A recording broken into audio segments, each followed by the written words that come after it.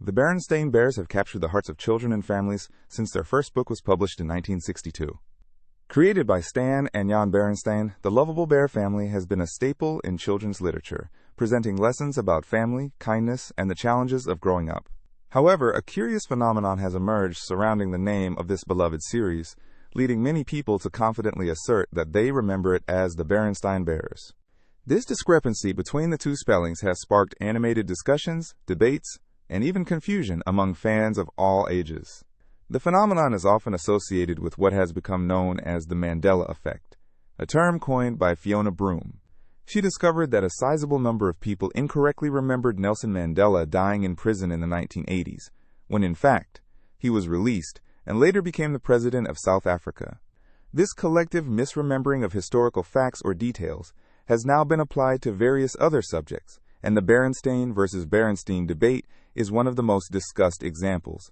So why do so many people insist that the bears were named with an E instead of an A? One possibility is the prevalence and familiarity of names that end with the Stein suffix. Many fictional characters and even real-life individuals, such as Albert Einstein, carry this ending, making it a common association in memory.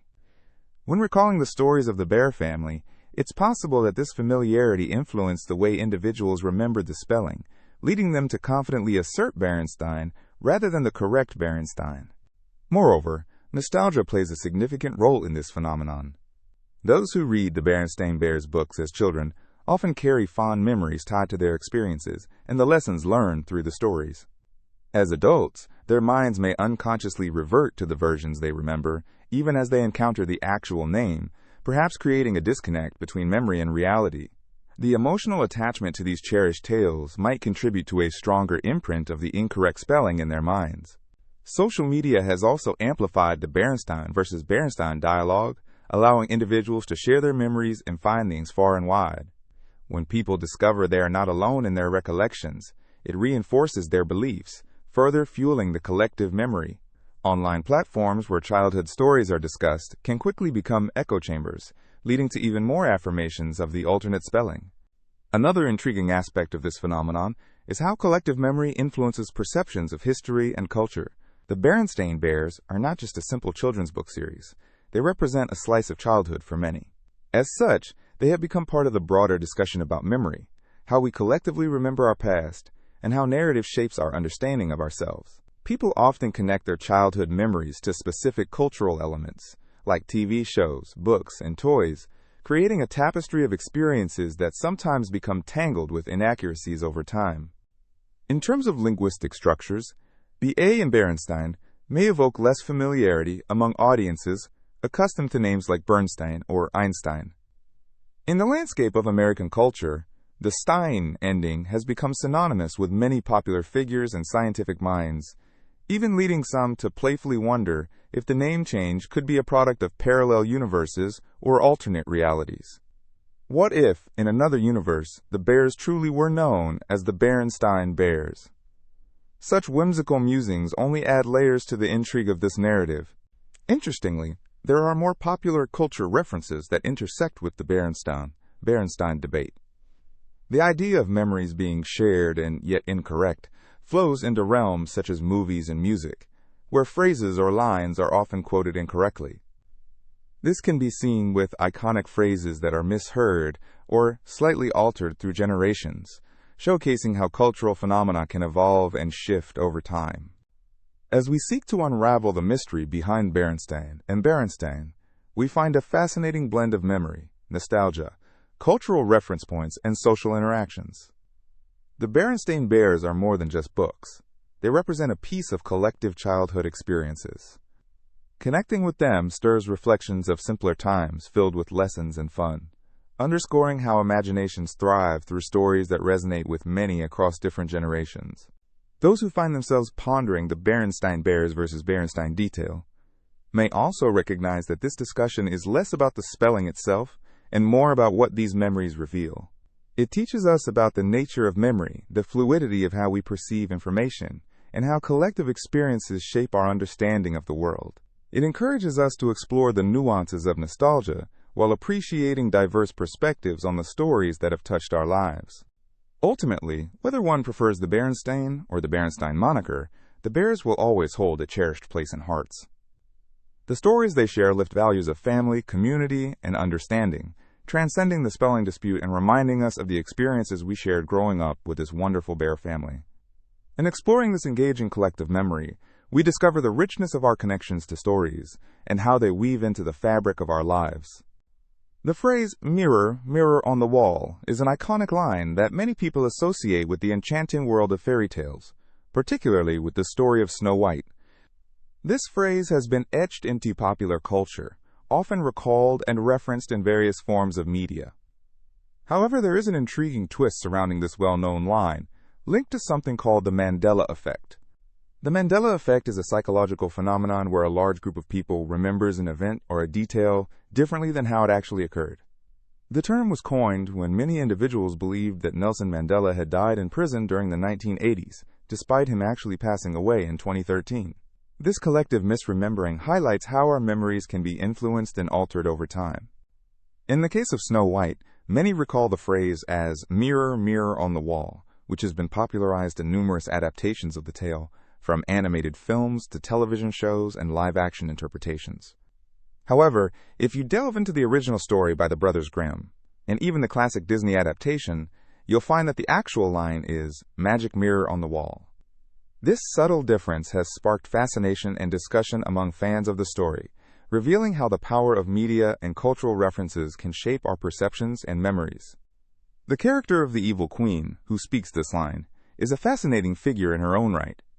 Her jealousy and vanity drive the plot, leading her to seek validation and reassurance from her magic mirror. The mirror serves not only as a source of wisdom, but also as a reflection of the Queen's own insecurities. It's interesting to think about how the mirror, as a symbol, represents more than just a surface. It embodies the idea of self-perception, societal standards of beauty, and the darker aspects of envy. Consider the implications of the phrase itself. When the Queen inquires about who is the fairest of them all, she is not only seeking affirmation of her beauty, but also searching for a deeper understanding of her identity. This quest for affirmation resonates with many people, reminding us of the ways we seek validation in our own lives. In a fast-paced world where appearances can sometimes overshadow reality, the story draws attention to the importance of self-acceptance and recognizing one's worth beyond external validation. The character of Snow White embodies innocence, purity, and kindness, often contrasting sharply with the evil queen's vanity and malice. These juxtaposed characters remind us of the timeless struggle between light and darkness, good and evil, a theme that permeates countless tales throughout history. Snow White's resilience and compassion offer a hopeful perspective, suggesting that true beauty lies in one's character rather than in superficial appearances. The impact of the mirror line extends beyond the fairy tale itself. It has inspired a myriad of reinterpretations and references in contemporary culture. The phrase has become a shorthand way of discussing beauty standards, reflection, and self-image, leading to discussions about the pressures that society places on individuals to conform to certain ideals.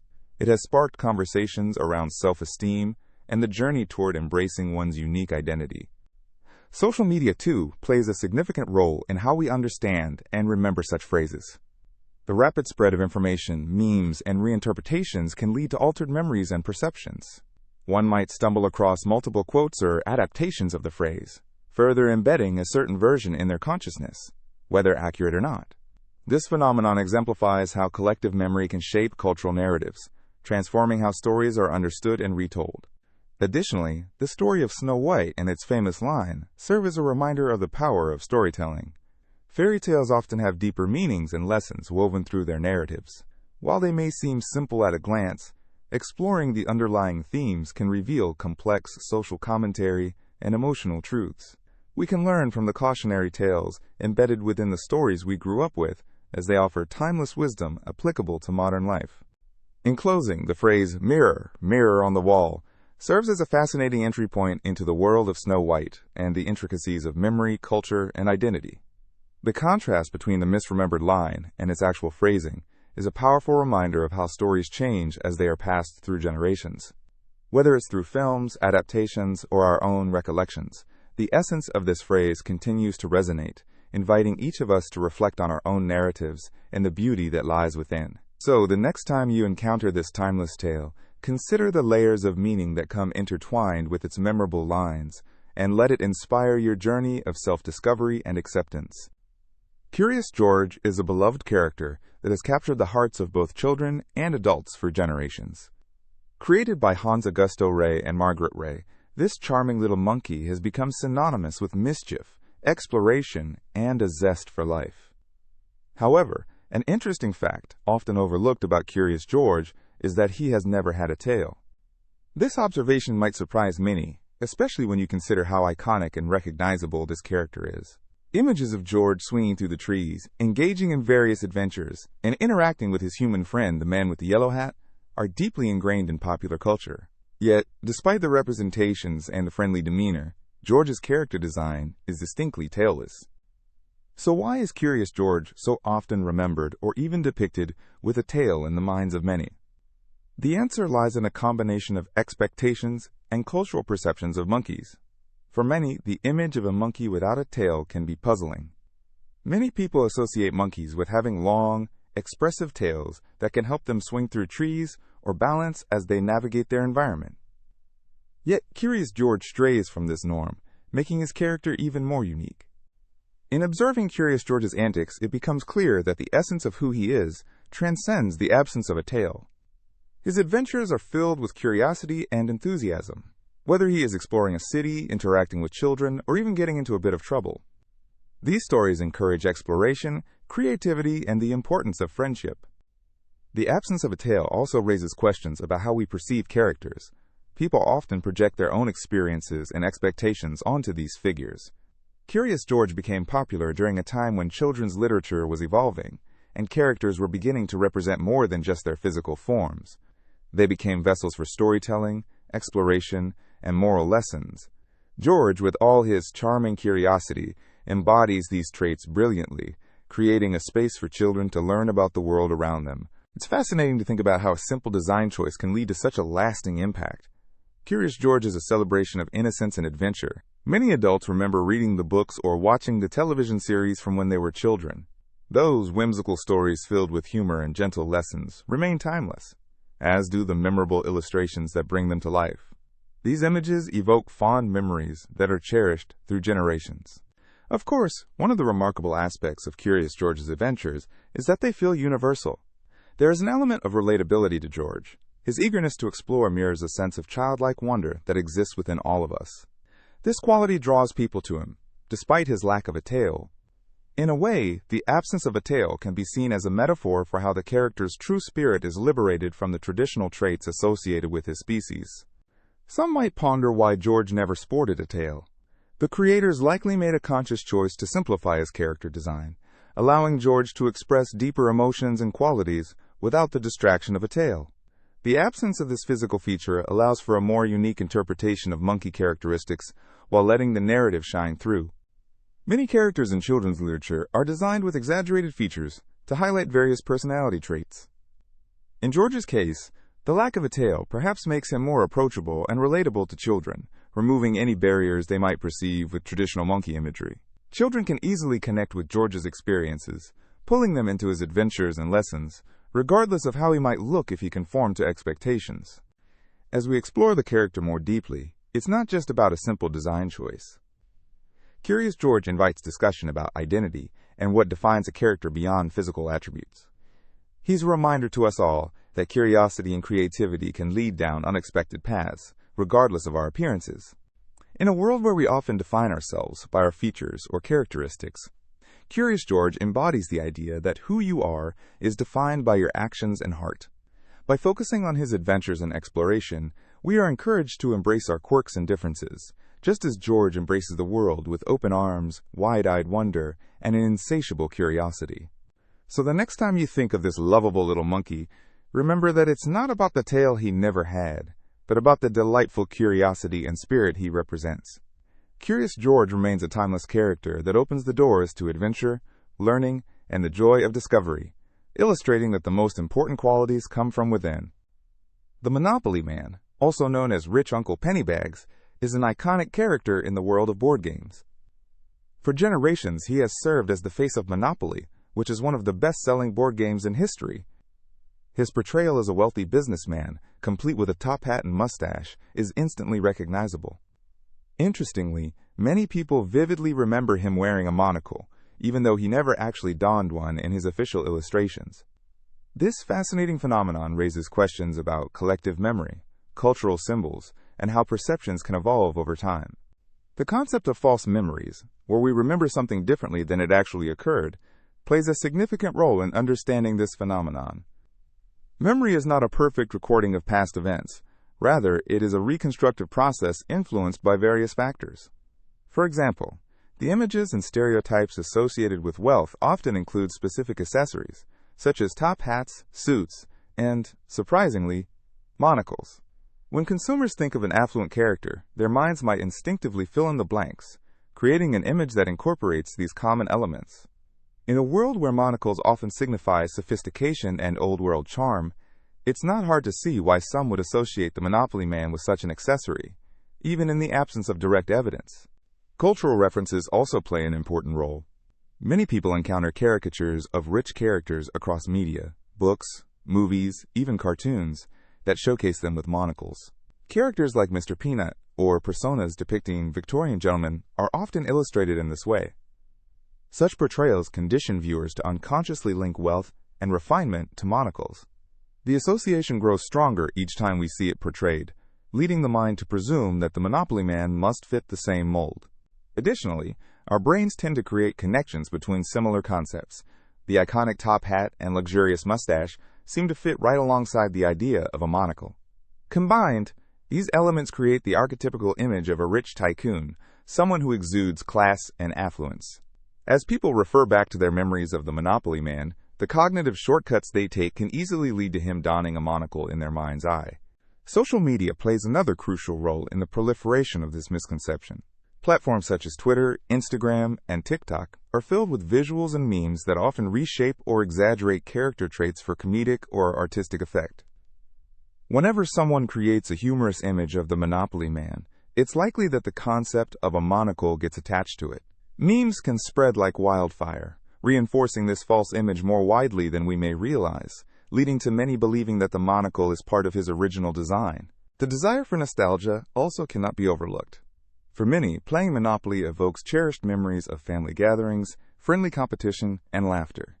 These fond experiences can sometimes alter how we remember characters and events, blending past joy with present interpretations. When we think back to those times, we may picture a more embellished version of the Monopoly Man, perhaps even outfitted with a monocle. To further delve into the psychology of memory, we can consider a phenomenon known as the Mandela effect, named after former South African President Nelson Mandela. This term describes instances in which a large group of people remembers an event or detail differently from the way it occurred. The classic example is the collective memory of the Berenstain Bears, many of whom incorrectly recall the name being spelled as Berenstein. It seems that the brain has a tendency to misplace details, intertwining them with cultural narratives. Similarly, the Monopoly Man's monocle may present itself as a case of the Mandela effect, inviting speculation over what other well-known characters might also carry false memories. In tasking ourselves with the understanding of why this phenomenon occurs, it becomes essential to acknowledge how the collective experience influences individual perceptions. How we learn about historical and fictional figures through media, storytelling, and social environments constructs a shared mythology, a narrative that, while not entirely accurate, serves to enrich our cultural lexicon. Ultimately, the mistaken vision of the Monopoly Man in a monocle has become an intriguing aspect of how humans process information, navigate nostalgia, and build memories. This enigmatic detail serves as a reminder of the complex interplay between cultural imagery and our individual experiences. By examining our own recollections, we gain insight into how powerful associations and collective memory can shape the way we imagine the characters and stories we hold dear, often transforming them in unexpected ways. As we ponder over the Monopoly Man, with or without his non-existent monocle, we can appreciate the curious complexities of memory and perception intertwined with our understanding of cultural icons.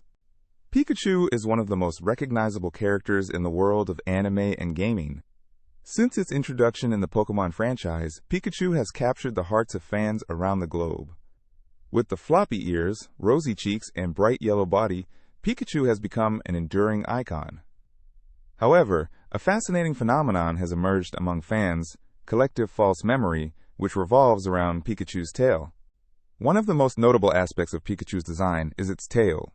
For many fans, there seems to be a vivid memory of Pikachu having a black tip on its tail, creating a striking visual contrast. Despite the common belief, Pikachu's tail has always been predominantly yellow with a distinct zigzag shape. Nevertheless, this black-tipped tail memory persists in popular culture. This shared recollection can be attributed to a psychological phenomenon known as the Mandela effect. The Mandela effect refers to instances where a large group of people remembers an event or detail differently from how it actually occurred. The name comes from people mistakenly believing that Nelson Mandela died in prison in the 1980s, when in fact, he passed away in 2013. Similarly, many individuals insist that Pikachu had a black tip on its tail, despite clear evidence showing otherwise. So how did this memory originate? One possibility is that fans are merging Pikachu with other characters from the Pokemon universe. For instance, one might think of another electric-type Pokemon, such as Ampharos or even Raichu, which can lead to confusion. The vibrant colors and iconic tail structure of these characters, combined with the popularity of Pikachu, may contribute to the formation of this collective false memory. Another interesting angle to explore is the power of nostalgia. Many fans grew up watching Pokemon in the late 90s and early 2000s, an era filled with vivid memories of Saturday morning cartoons and trading Pokemon cards at school. With nostalgia playing a crucial role, some may find it easier to remember details based on their feelings for the character rather than the factual appearance. During these formative years, Pikachu was prominently featured in various merchandise, from plush toys to video games. The merging of memories over time, influenced by such a strong nostalgic connection, may lead to the imagined black tip. Furthermore, fan art and unofficial merchandise could have contributed to this confusion. Artists and creators often take creative liberties with characters, sometimes altering designs to convey a different aesthetic or personal touch. A fan drawing of Pikachu with a black-tipped tail might have resonated with others, leading to a greater acceptance of that version as the original. As these images propagate across social media and fan forums, they can reinforce this misremembered detail. The internet age has played a significant role in amplifying collective memory. Forums, discussion boards, and social media platforms serve as spaces where people share their thoughts and memories. When a few individuals express their belief that Pikachu has a black-tipped tail, it opens the door for others who may feel similarly or even those who have simply seen the altered depictions.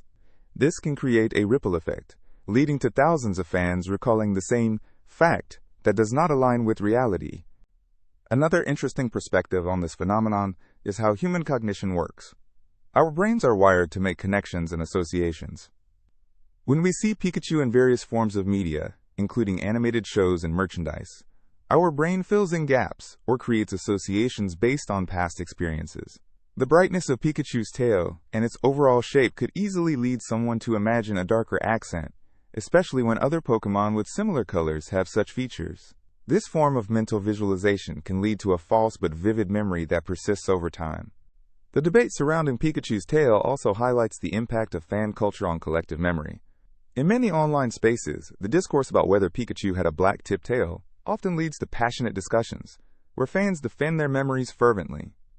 Some may share anecdotes about how they grew up believing this version of Pikachu existed. Others may counter with visuals or references proving otherwise, creating a unique dialogue that intertwines nostalgia, identity, and belonging within the Pokemon community. Ultimately, this shared belief regarding Pikachu's tail serves as an interesting example of how collective memory can shape perceptions. With a character so entrenched in popular culture, it's no wonder that fans often perceive details differently than what might be factually correct. The power of nostalgia, human cognition, and the influence of fan culture create a rich tapestry of memories that can defy reality.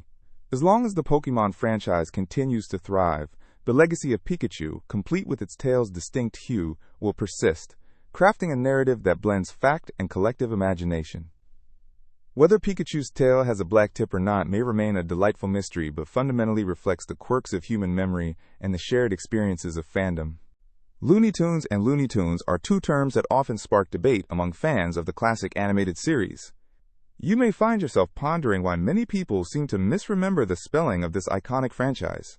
It's a question that delves into the realms of nostalgia, cultural perception, and even the evolution of media consumption. To start, let's clarify the origins of Looney Tunes. This beloved animated series was created by Warner Brothers in the 1930s, featuring a wide range of characters that have become cultural icons, such as Bugs Bunny, Daffy Duck, and Porky Pig. The term tunes in the title refers to the musical scores that accompanied these short films. Many of the episodes featured classic songs and jingles, which amplified the entertainment factor and contributed to the show's appeal across generations.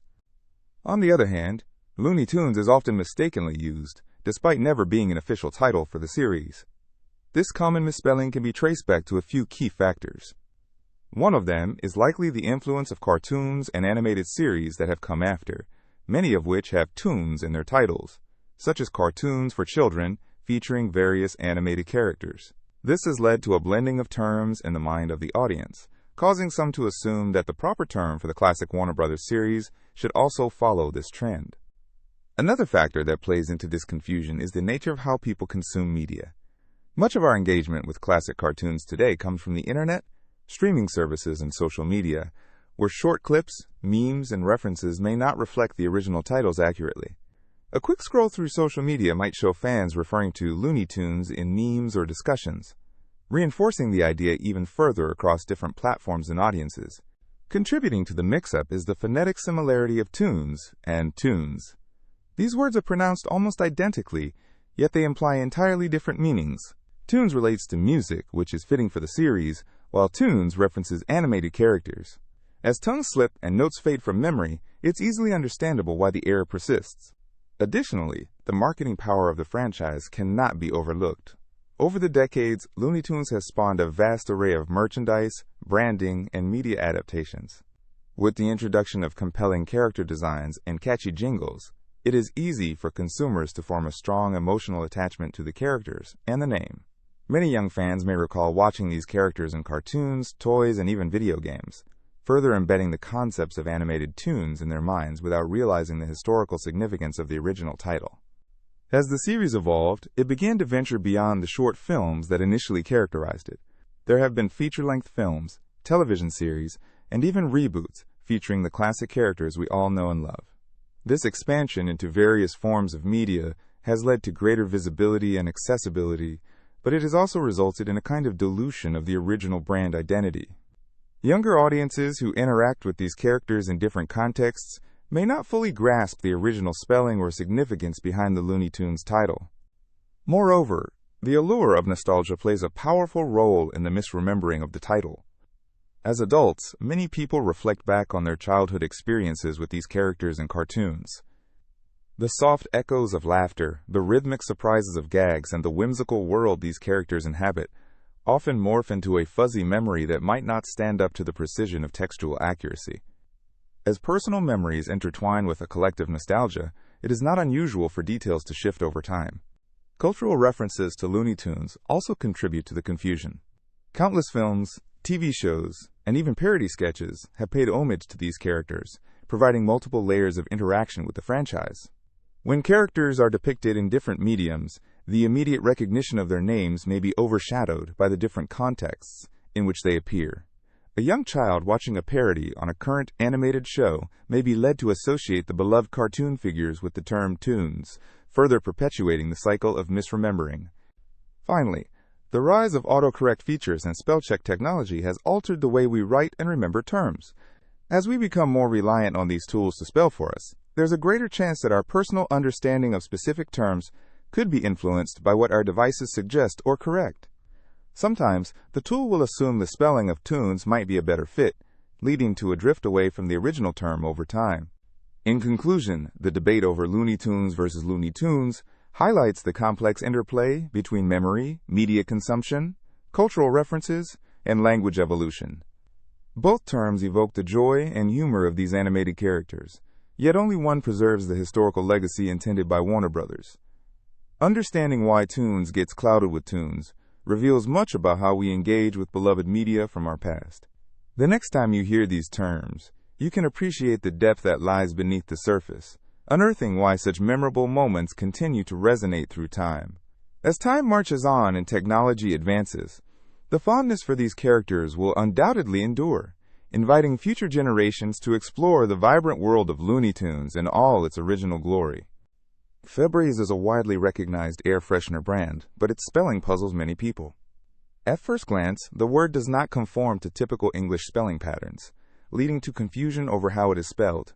Many people assume that it should be spelled Febreze, with the extra E to emphasize its function of freshening the air. This common mistake illustrates a phenomenon known as spelling confusion, where the way a word sounds leads individuals to write it differently than it is intended. To understand why Febreze has such unique spelling, we can trace its origins. The brand name was developed by Procter & Gamble in the 1990s.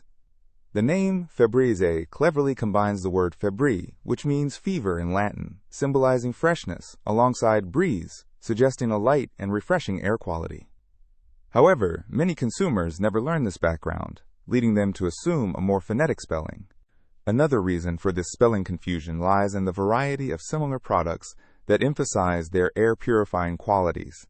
Products like Breeze and Glade contribute to the general vocabulary of freshness and air-filling fragrances. Our brains often create patterns based on what we have seen or heard, which in the case of Febreze can result in the addition of an extra E. This emphasizes our tendency to rely on familiar structures when encountering new words, leading to an expectation that naming conventions will adhere to common rules of phonetics. Interestingly, Febreze launched with a very intentional branding strategy. The uniqueness of its spelling helps it stand out in a crowded marketplace of air fresheners and competing brands. When consumers encounter the unusual spelling, it can become more memorable. This branding choice is an excellent example of how creative language can influence memory and recognition. The unusual combination of letters may create curiosity, prompting consumers to remember the product name more effectively than if it were spelled with a familiar pattern. Moreover, when consumers perceive a spelling error or a discrepancy, it can lead to a discussion around the word, elevating it in their memory. This engagement might contribute to making Febreze a household name, as the intrigue around its unusual spelling becomes part of its identity. Through this lens, we can see how the brand has used spelling confusion to its advantage. Cultural factors also play a significant role in how we perceive words and their spellings. In many cultures, understanding brand names can be influenced by regional pronunciation patterns, dialects, and language nuances. For instance, in areas where certain sounds or syllables are more prominent, people may interpret or pronounce Febreze differently.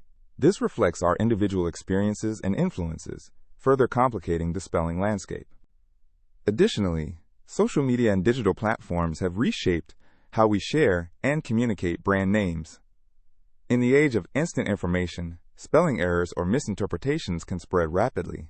As consumers interact on platforms, the confusion surrounding Febreze can lead to viral memes or posts that amplify the error, further embedding it in the community's collective consciousness. This illustrates how contemporary communication dynamics can contribute to the continuation of spelling misunderstandings.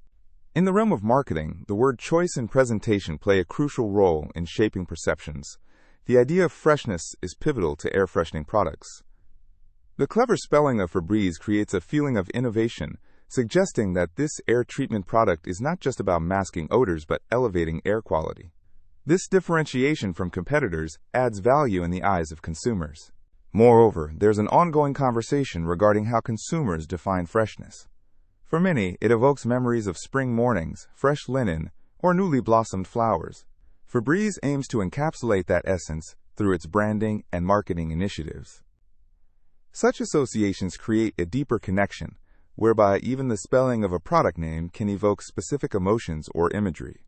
It's fascinating to think about how advertising and product naming conventions affect our understanding of the world around us. The confusing spelling of Febreze serves as a case study in branding strategy, revealing how intentional language choices can influence consumer perceptions. In a way, the slight misunderstanding surrounding its spelling fosters curiosity, promoting discussions that keep Febreze relevant in consumer minds. Furthermore, as consumers become more aware of the stories behind brands, they begin to appreciate the creativity and thought that goes into naming a product. The idiosyncrasy of Febreze is no longer just about confusion. It invites individuals to explore why certain names become iconic.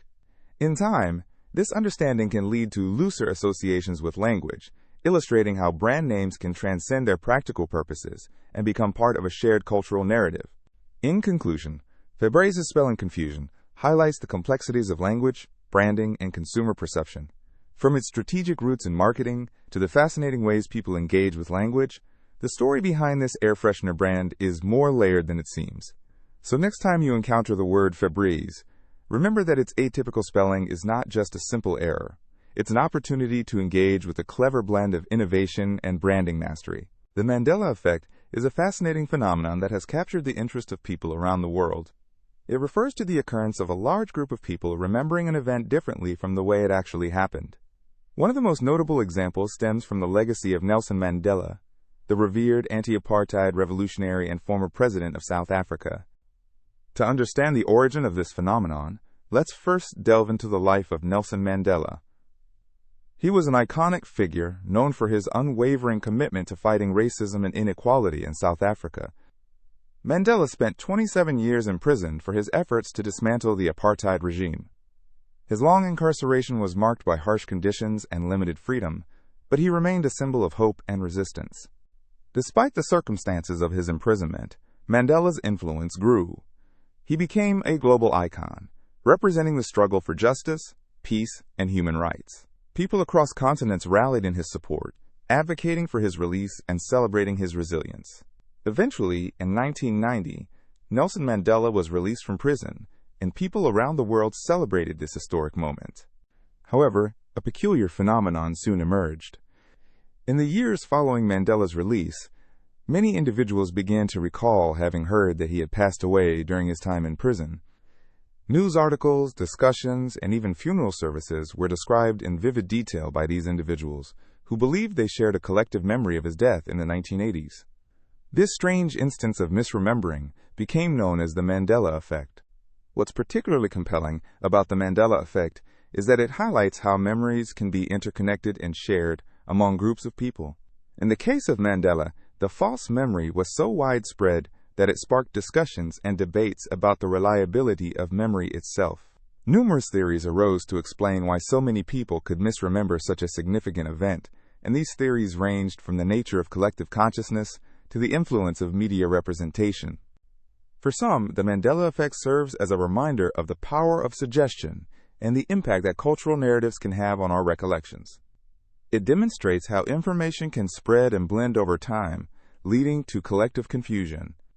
The phenomenon challenges the notion of objective reality and prompts intriguing questions about how we construct memories. One possible contributing factor to the Mandela effect is the role of social media and digital communication. In today's connected world, information travels faster than ever. Shared posts, memes, and articles can often blur the lines between fact and fiction. This rapid dissemination of information can lead to a situation where false memories propagate and take root in the collective psyche. Another interesting aspect of these persistent false memories is how they can be shaped by our perceptions, beliefs, and emotions. Human memory isn't perfect. It is malleable and can be influenced by external factors. As people share their memories with one another and reinforce each other's beliefs, they inadvertently create a version of reality that may differ from what actually occurred. The Mandela effect has now expanded to encompass countless other examples, creating a tapestry of cultural phenomena. People have reported similar instances involving famous brands, events, movies, and historical figures. For example, some remember the line from the movie Star Wars as Luke, "I am your father," while the actual line is, "No, I am your father." Instances like this highlight how shared cultural references can blend and distort memories over time. Exploring the Mandela effect invites us to reflect on the complexities of human memory. It encourages deeper discussions about how we perceive the world, the influence of societal narratives, and the nature of truth. The case of Nelson Mandela and the collective misremembering of his death serves as a lens through which we can examine our understanding of memory itself. What is equally fascinating is how this phenomenon has sparked interest among psychologists, sociologists, and memory experts. It encourages them to explore the underlying mechanisms of memory formation and recall. They analyze how our brains process and encode information and how social interaction impacts our memories. In many ways, the Mandela effect encourages curiosity and creativity in thinking about memory. It highlights a shared human experience of confusion, misremembering, and the complexity of our perceptions. This ongoing dialogue about memory continues to evolve as people share their stories and reflections on what shapes their understanding of reality. As we ponder these ideas, it's essential to recognize that the Mandela effect resonates because it connects us in our shared human experience. It shows us that while we may have divergent memories, we all grapple with the same fundamental questions of identity, truth, and understanding. The phenomenon can serve as a reminder to remain open-minded, as our perceptions and memories may not always align with facts, revealing the intriguing nature of our minds. Ultimately, the story of Nelson Mandela serves as a potent reminder of resilience and hope. His legacy is much more than moments of misremembering. It represents the enduring fight against injustice and the potential for change. In exploring the Mandela effect and its origins, we are also bearing witness to the profound impact of individual lives on our collective memory and historical narrative. The Fruit of the Loom logo is one that many people recognize. For those who haven't seen it in a while, it features a dark blue background with a grouping of colorful fruits, typically including an apple, grapes, and a pear. However, an intriguing element of this logo is the widespread belief among many individuals that it used to include a cornucopia, a traditional symbol of abundance. This misconception raises an interesting question, as there has never been a cornucopia in the actual logo. One reason this misconception has taken root could be due to misremembering, or a phenomenon known as the Mandela effect.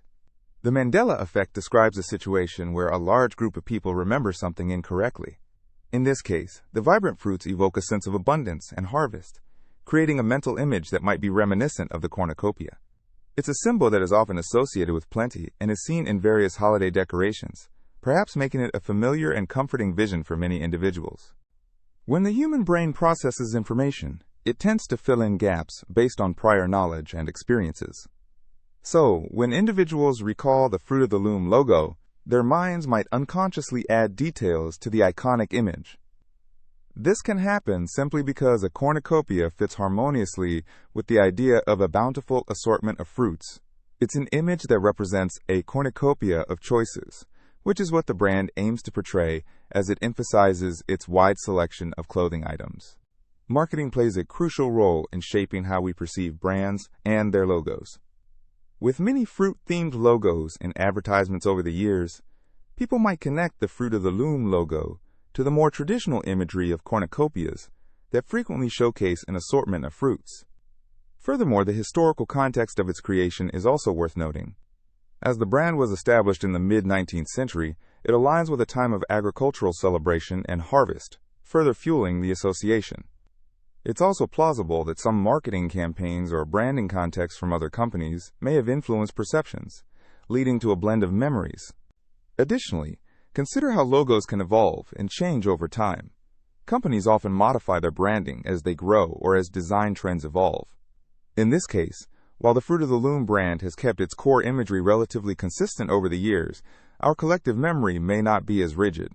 As individuals, we often draw connections that tie into related cultural symbols, making it easy to accept an altered version of reality as truth. Visual elements like color and shape help create an emotional connection with consumers. The bright and engaging colors of the Fruit of the Loom logo not only capture attention, but also evoke feelings of joy and nourishment. This could lead individuals to subconsciously associate these bright colors with the broader theme of harvest and abundance, culminating in the mental image of the cornucopia. Now let's explore the impact of nostalgia. For many people, symbols like the cornucopia conjure fond memories of family gatherings or festive occasions, imbuing the concept of overflowing fruits with personal significance. This sense of nostalgia can easily spill over into other recognizable logos, leading to justifications for why certain details feel right. Flipping through decades of advertising and noticing how brands adopted catchy taglines and themes adds another layer to our understanding of branding memory. Contextual details from commercials or promotional materials may have carried visual themes that included cornucopia-like aesthetics, which could confuse those attempting to recall solely the logo. As time passes, people tend to create connections to stories, folklore, or family anecdotes that you may not have even considered at first. The cornucopia is a symbol steeped in cultural myth and history, from classical depictions in Greek art to modern representations at Thanksgiving. Thus, it is only natural for these stories and images to permeate our thinking as we process and embed them into our memory, especially when something as colorful and vibrant as the Fruit of the Loom logo comes into play. Furthermore, social sharing in today's digital age has a cumulative effect, with countless iterations of logos or brand references popping up across platforms. The conversation around these symbols can easily influence the perceptions we form. Those casual exchanges and shared memories can cement even more false narratives in our minds. In summary, the perceived presence of a cornucopia in the Fruit of the Loom logo highlights an intriguing intersection of memory, cultural associations, and personal experiences. Our brains construct narratives, stitching together elements of familiarity to enhance the details we remember. In this case, the emblematic fruit imagery has sparked the collective imagination of many, leading to a beloved but false memory of a cornucopia that never truly existed. This charming mix of reality and memory illustrates how we interact with brands and symbols in our lives, making them not just logos but parts of our shared culture and consciousness. Kit Kat is a popular chocolate bar that has delighted many since its inception in 1935. As you unwrap the shiny packaging and take that first delicious bite, you might not think about the name itself. However, an interesting phenomenon occurs with the brand's name. Many people mistakenly remember it as Kit Kat with a hyphen. This often leads to curious discussions among chocolate lovers and brand enthusiasts. So why do so many people believe that a hyphen exists in the Kit Kat name? One possibility relates to the way our minds categorize and remember information. The human brain has a tendency to segment words and phrases for easier recall. Compound words, especially those that combine two distinct elements like kit and cat, often seem to invite hyphenation in our memory. In fact, many brand names of the past feature hyphens or are recognized as distinct components. When we encounter similar naming patterns, our brains sometimes create associations that lead us to add a hyphen where none exists. Another factor contributing to this misleading memory could be the branding strategies of other food products. Many candy bars and snacks incorporate hyphens in their names, which might influence our recollection of similar brands. For example, some candy names like Peanut M&Ms and Ritz Crackers utilize clear separations that underscore different elements in their titles. This prevalent convention in the food industry could create a pattern that informs our perception of how names are structured. Additionally, graphic design plays a significant role in how we perceive and remember brand names. Over the years, marketing materials, advertisements, and even product packaging have changed.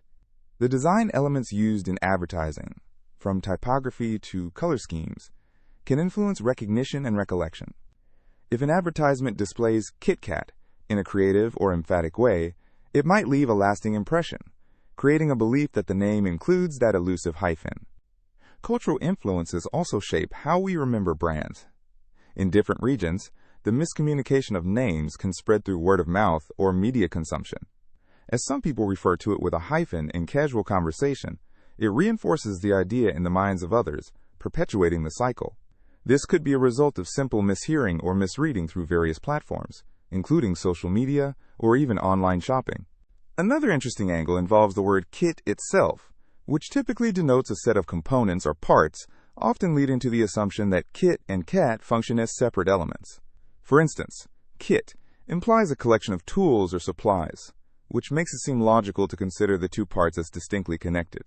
This layering can lead us to think that the name was intentionally structured with a hyphen to delineate those components clearly. Consider the example of well-known toy brands that often incorporate hyphens in their naming conventions. Names like Easy Bake Oven or Transformers utilize hyphenation to define themselves clearly. Such associations may carry over and lead one to assume that a similar approach applies to Kit Kat.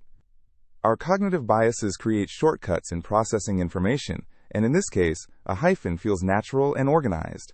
What's more, the cultural practice of abbreviating or combining words introduces norms that can influence recollection.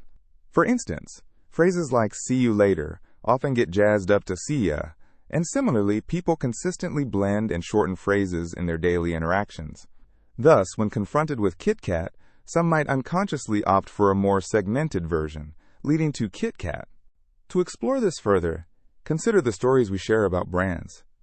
When reminiscing about childhood favorites or snacking at the movies, stories often emphasize vivid details, including how we pronounce those names. If someone shares an experience with Kit Kat, it might get passed along with the hyphen attached. much like a game of telephone. This passing along only solidifies the idea in our collective memory. When we delve deep into familiar territory, we discover something captivating about the way we remember names and brands. The Kit Kat conundrum is a delightful blend of psychology, marketing, and cultural interaction.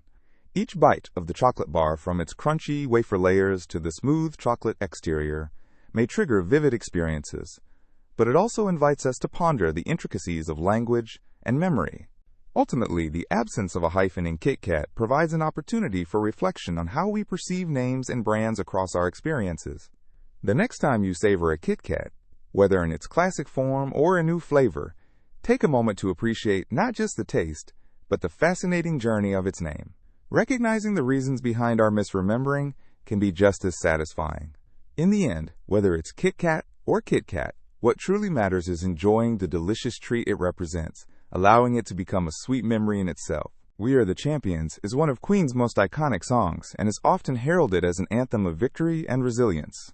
It is played at countless sports events around the world, symbolizing triumph and determination. Yet, one aspect that captivates listeners is not just the powerful melody or the uplifting lyrics, but how many people anticipate a different conclusion as the song fades. The song builds on a narrative of struggle, persistence, and overcoming obstacles. From the very beginning, it invites listeners to feel part of an uplifting journey, one that suggests not just individual victories, but collective celebrations.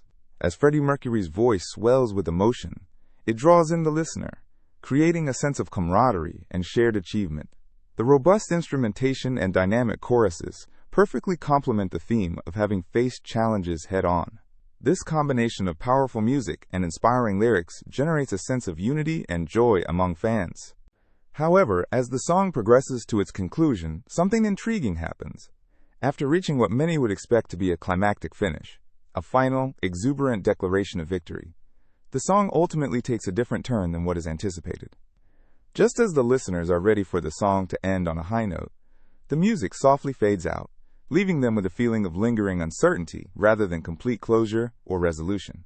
This unexpected conclusion opens up a conversation about why listeners might expect a more definitive end. One reason could be the emotional investment one makes while engaging with the song. When people connect deeply with an anthem, they often visualize a jubilant conclusion that encapsulates their eagerness for victory, much like they might experience in real life or competitive situations.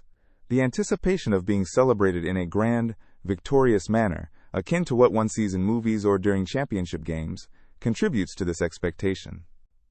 Moreover, the cultural context behind the song also plays a significant role. Many sports events allow the audience to share in a collective triumph, galvanizing a feeling of success that is physically celebrated, the cheering, the clapping, the loud shouting. So when the resolution of the song does not match this energetic crescendo, there can be a sense of surprise and confusion. It is almost as if the song subverts typical expectations of what a victory anthem should embody by opting for a subtle and more reflective ending. Additionally, the prevalence of similar songs in popular culture creates an expectation for a typical formula, a build-up leading to a high-stakes climax followed by an intense finish. Listeners instinctively compare We Are the Champions to other victory songs that deliver a more pronounced and definitive conclusion, creating a cognitive dissonance when faced with the Queen classic's nuanced ending.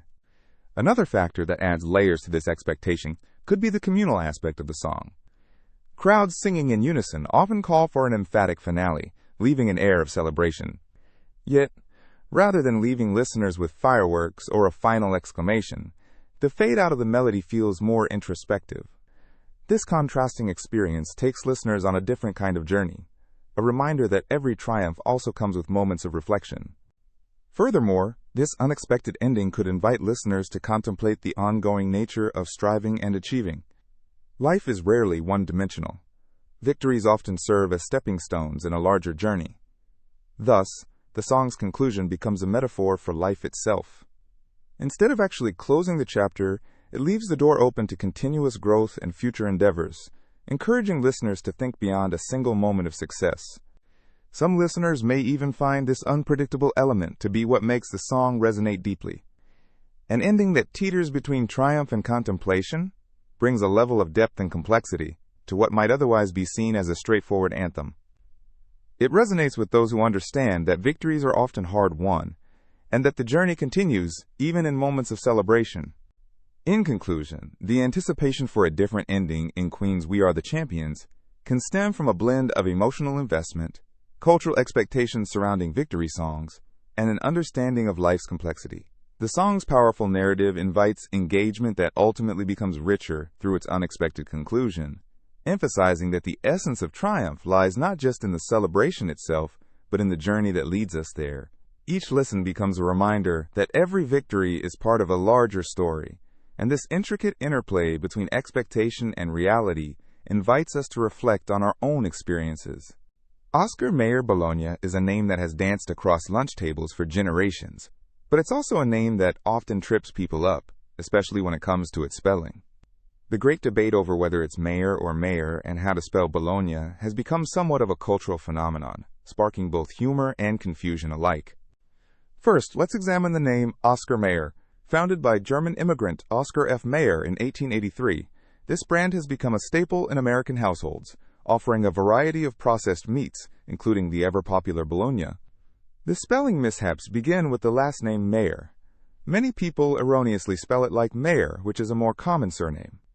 The correct spelling, however, contains an A instead of an E. This inconsistency can lead to some amusing conversations where people confidently declare it one way, only to find out they were mistaken. Now, let's delve into the word Bologna. Most of the time, we think of this lunch meat as a simple, uncomplicated food. However, its spelling evokes a range of reactions. The word Bologna might appear perplexing at first glance. It looks like it should be pronounced Bologna, but in reality, it's pronounced Bologna.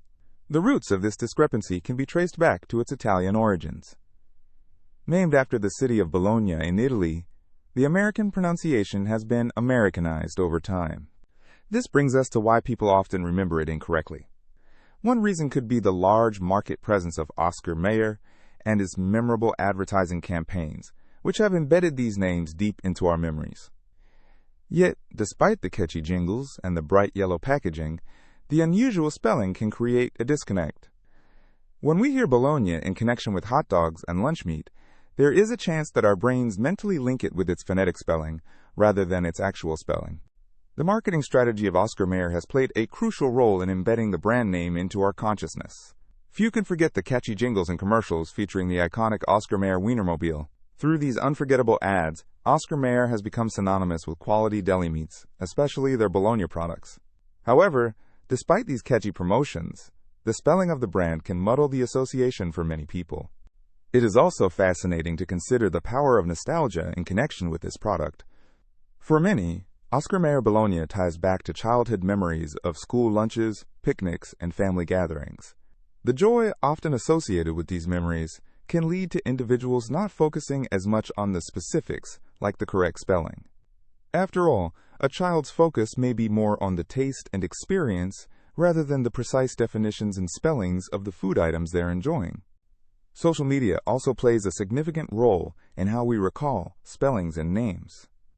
With platforms like TikTok and Twitter, people often use humor to express their confusion over phonetic versus actual spellings. Memes and posts that poke fun at the incorrect spellings can further entrench these errors in the minds of many. One viral post may resonate with thousands of people who proudly admit they have spelled Bologna wrong more times than they can count, turning a simple brand name into a light-hearted topic of discussion. Even interactions with food culture can contribute to our understanding and memory. As food bloggers and influencers experiment with their recipes, the name Bologna often pops up in discussions about nostalgia and comfort food, further encouraging varied pronunciations and spellings as the dish becomes a staple of casual cuisine. From classic Bologna sandwiches to new culinary twists, the brand remains relevant despite the spelling misunderstandings. And let's not forget about spelling bees and language arts classes. Children are learning how to spell words, and when it comes to Bologna, a tricky member of the food vocabulary, it can lead to laughter and confusion when faced with its deceptive spelling.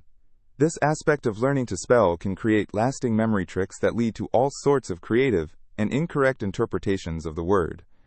In the end, the reason why Oscar Mayer Bologna is often misspelled and mispronounced can be attributed to a cocktail of marketing, culture, personal experiences, and, quite simply, the oddities of the English language. It serves as an example of how brand names can become a part of the fabric of our lives, while the details sometimes get lost in translation. In a world where names and brands have significant impact on our daily routines, it's a delightful little reminder to not take everything too seriously, especially when it comes to a nostalgic favorite like Bologna. In today's discussion, we will explore a common misconception that haunts the realms of writing and correction. If you've ever found yourself reaching for a correction fluid to fix a mistake, you are likely familiar with the brand name that has become synonymous with this errand. However, many people incorrectly spell this name as whiteout, missing the mark by a single letter. The correct spelling is actually whiteout. Whiteout was introduced in the 1960s by the liquid paper company founded by Bette Nesmith Graham. She was a single mother working as a secretary who became frustrated with the errors that plagued her typing. To address this issue, she concocted a solution using white tempera paint, which she applied with a brush. This simple yet effective invention quickly caught on, transforming the way people corrected their mistakes on paper. The name whiteout was chosen carefully to reflect both the product's purpose and its unique formulation. The term white suggests a clever play on words, as it highlights the fact that the fluid is white, yet deliberately departs from the conventional spelling of white. This branding choice set it apart from other products of its kind and made it memorable for consumers. While many consider whiteout to be the right way to refer to this correction fluid, it's important to understand that this spelling distorts the brand's identity. The enthusiasm for the product led to a generalization of the term, where the brand name became a generic descriptor for similar products. In many ways, whiteout has become a symbol of correction, much like how Xerox is often used to denote photocopying, regardless of the actual brand used. In advertising and marketing, brand names are often crafted to evoke certain feelings or perceptions. Whiteout carries a sense of clarity and simplicity, embodying the very essence of its function to cover mistakes and provide a fresh slate. This subtle distinction helps explain why it gained traction as a popular choice, underscoring the importance of correct spelling and maintaining brand integrity. Today, whiteout is not just a singular product. It encompasses a range of correction solutions, including correction tape and pen formats. Each of these variations carries the whiteout name, reinforcing the brand's commitment to providing effective solutions for everyday writing mishaps. In classrooms, offices, and homes, whiteout has found its place as an essential tool for anyone who has had to confront the occasional blunder in a written document. Interestingly, the ongoing confusion between whiteout and whiteout illustrates a broader phenomenon in language, a phenomenon where brand names become misused over time. This leads to the dilution of the brand's unique identity. It's not uncommon, as many people may recall trying a product from another company and still referring to it as whiteout, regardless of the brand they purchased. To grasp the broader implications of this phenomenon, let's consider other brands that have become staples in our language. For instance, passing off a tissue as a Kleenex, or using a vacuum as a Hoover. In some cases, companies embrace this trend as a sign of recognition, while others are protective of their branding and may take steps to correct misusage. Understanding the correct usage of brand names is crucial in today's world, where communication is fast and often informal. By making the effort to remember whiteout, we not only honor Bette Nesmith Graham's invention, but also practice precision in our speech and writing. It's fascinating how something as simple as a spelling mistake can lead us on a journey through history and branding. As we navigate through our daily lives, the names of products we often take for granted represent the stories of innovation, persistence, and sometimes misunderstanding. By acknowledging the true spelling of whiteout, we keep alive the legacy of its creator and the transformative impact of this remarkable invention. Next time you reach for that small bottle or correction tape, remember the spirit behind it and the story it carries. A correction fluid doesn't merely correct physical errors, it signifies a desire for improvement, a chance to try again, and an opportunity to express oneself clearly. Such reflections can illuminate how we perceive mistakes and corrections, not just in writing, but in life as well. In conclusion, the difference between whiteout and whiteout might seem minor, but it holds significant value. The next time you think of correcting a mistake, whether in writing or any area of your life, take a moment to appreciate the importance of precise language and how brands like whiteout connect us to creativity and innovation. Sex and the City is a show that has sparked countless conversations since its debut in the late 1990s. With a mix of humor, friendship, and romance, It showcased the lives of four diverse women navigating relationships and their careers in New York City. However, many people find themselves misremembering the title, often saying Sex and the City. This common mix-up can be fascinating, revealing insights about sound, association, and cultural perception. The title of the show, Sex and the City, is a clever play on words that evokes a vibrant urban landscape filled with excitement and opportunities. It captures the essence of the show, focusing not only on the romantic escapades of the characters, but also on their experiences living in a bustling metropolis. The term "in" suggests a sense of immersion, as if the characters are deeply entwined with the city's heartbeat, absorbing its energy and complexities. On the other hand, Sex and the City often floats into people's minds due to the more familiar structure of the phrase. The word "and" creates a narrative that feels more inclusive, suggesting a connection or partnership between two parts. This phrase could evoke a sense of balance, indicating that the characters are navigating both their sexual lives and city life simultaneously. The inclusion of "and" gives a sense of duality, hinting at the juxtaposition of experiences the women face. Misremembering titles is common in pop culture. Many shows and films have titles that sound similar or invoke familiar phrases. This phenomenon often occurs due to the way our brains process and store information. When we hear phrases repeatedly, they can become intertwined in our memories. Sex and the City rolls off the tongue more smoothly for some listeners and may feel more natural to use, even if it's not the accurate title. Another possibility for the mix-up might stem from how we often discuss themes of relationships and urban living in tandem. The idea of sex often intertwines with romantic relationships, leading to a conversational shorthand that uses quote, "and" to connect the two topics fluidly. When chatting about the show, people may unconsciously revert to this familiar phrasing. The show's cultural impact also plays a role. Sex and the City has become iconic, with fans often quoting lines or discussing story arcs in everyday conversations. Within this cultural phenomenon, the title itself becomes a part of everyday lexicon, which invites variations and adaptations. This familiarity can breed a casual approach to the title, leading to frequent misnaming. In addition, branding and merchandise can influence how a title is remembered. Various items, from clothing lines inspired by the characters to themed drinks at bars, often adopt a more approachable phrase that resonates better with the target audience.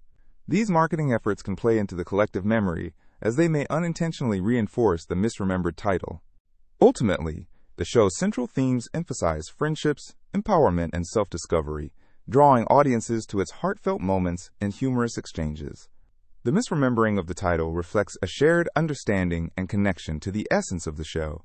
While the words may be mixed up, the underlying sentiments resonate strongly with viewers, highlighting the timeless exploration of love, identity, and the urban experience. The impact of the show extends beyond its title. It introduced iconic fashion statements, memorable catchphrases, and a new lens through which relationships were viewed. The characters, such as Carrie Bradshaw, Charlotte York, Miranda Hobbs, and Samantha Jones, have become archetypes representing different facets of womanhood. Through their individual journeys, audiences witnessed vulnerability, resilience, and the importance of a strong support system. This emotional depth resonates far beyond the initial confusion over the show's title. Fans continue to connect with the lessons learned and the friendships formed throughout the series. In contemporary culture, the legacy of Sex and the City remains strong. It paved the way for a new wave of television that focused on women's lives, creating a space where their stories could flourish. As new programs emerge, viewers often find themselves comparing characters and narratives to those they once cherished. The tendency to misremember Sex and the City as Sex and the City underscores the complex web of memory, language, and cultural connection we share with stories. It reflects our desire to relate to narratives that resonate on a personal level, and signifies that even a small error in a title can amplify the love for a show that shaped an entire generation's view of modern relationships. As you think about this classic series, allow yourself to reflect on the friendships and experiences that made it so enduring. The characters, tales of love, and lessons about life remind us of the intricate balances we all navigate in our personal journeys. Whether you say Sex and the City or Sex and the City, the emotions and connections it evokes remain timeless, leaving a lasting impact on those who have engaged with it. Mr. Rogers' Neighborhood is a timeless children's television program that has left an indelible mark on its audience. One of the most memorable aspects of the show is its iconic theme song, which introduces the gentle and warm-hearted host, Fred Rogers. The song, with its soothing melody and heartfelt lyrics, invites children and adults alike into a world of kindness and imagination. However, over the years, some of the lyrics have been misremembered or recalled in various ways. At the start of the show, Fred Rogers would sing, "It's a beautiful day in this neighborhood." This line sets the positive and welcoming tone for the entire program. Despite this, many people often recall it as, "It's a beautiful day in the neighborhood," adding a sense of familiarity that evokes nostalgia. This minor shift in wording is more than just a slip of the tongue. It reflects how deeply the song is ingrained in popular culture. The phrase, "the neighborhood," has a comforting ring to it, as if inviting everyone to experience this shared space, making it easy for individuals to naturally alter the lyrics in their memory. The song continues with lyrics that feature themes of acceptance and friendship. The way Mr. Rogers emphasized these qualities contributed to the error in recall, as many fans associate the song with their own experiences of community. The friendly tone and melodic line create a feeling of unity and belonging, which is perhaps why listeners feel compelled to tweak the lyrics to fit their own perceptions of warmth and familiarity. As we delve deeper into the meaning behind the song, we can see how Mr. Rogers used music as a tool for connection. The simplicity of the lyrics paired with Mr. Rogers' gentle voice allowed them to resonate with an audience of all ages. Listeners may misremember lyrics, but the essence of what he conveyed remains crystal clear.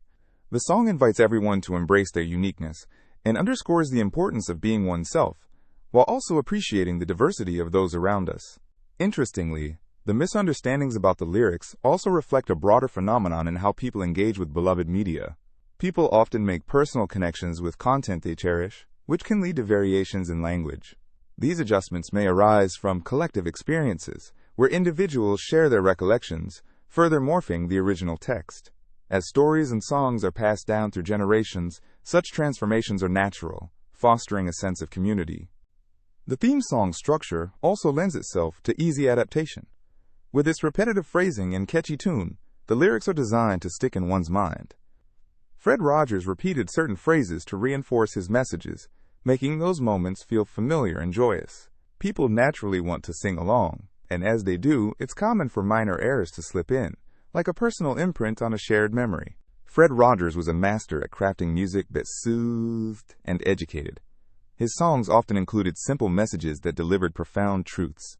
For instance, in the theme song, the notion of having a, quote, beautiful day serves as a reminder to appreciate the little things around us. This highlights how memories of the song can be colored by individual interpretations, allowing for a multitude of personal connections to the shared lyrics. Over the years, discussions about Mr. Rogers' lyrics have become part of his legacy, illustrating how deeply he influenced the fabric of childhood experiences. Fans, recalling lyrics with variations, often do so while nostalgic for their own experiences of innocence and safety. The beauty of music lies in its ability to evoke emotions and memories, even when details may be slightly off. Listening to Mr. Rogers' theme song transports many people to a simpler time, a time when they may have felt genuine comfort in being themselves.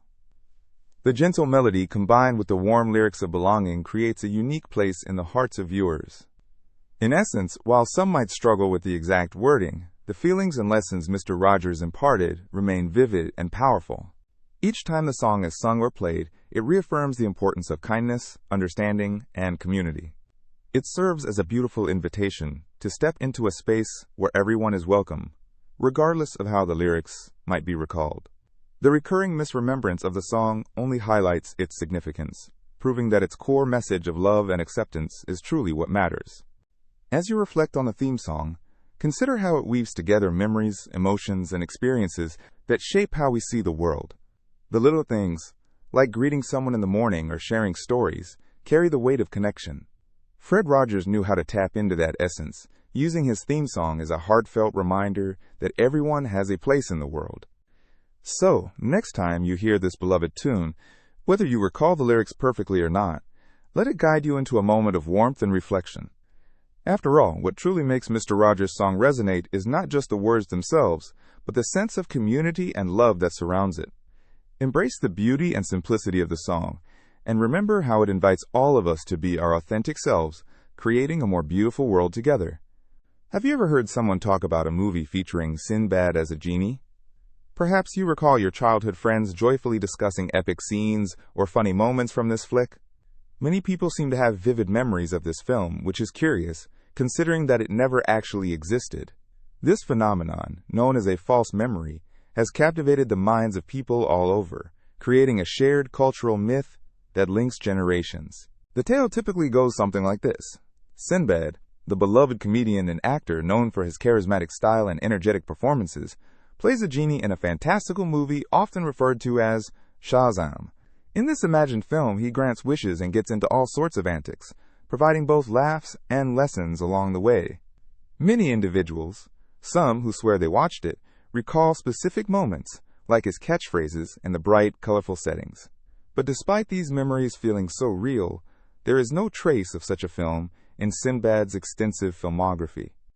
This peculiar case of a collective false memory raises fascinating questions about how our minds work. Memory is not a perfect recording of past events. Instead, it is a reconstructive process. We often blend our experiences, social cues, and collective cultural narratives, which can lead to the creation of a false memory. The Sinbad Genie movie is a perfect example of this phenomenon, as it demonstrates how memories can be shaped more by discussion and popular culture than by actual experience. One interesting angle to consider is how easily misinformation can spread. In a world filled with instant media and social sharing, it's easier than ever to create a misconception. If someone mentions the mythical Shazam, it can spark a flood of similar recollections.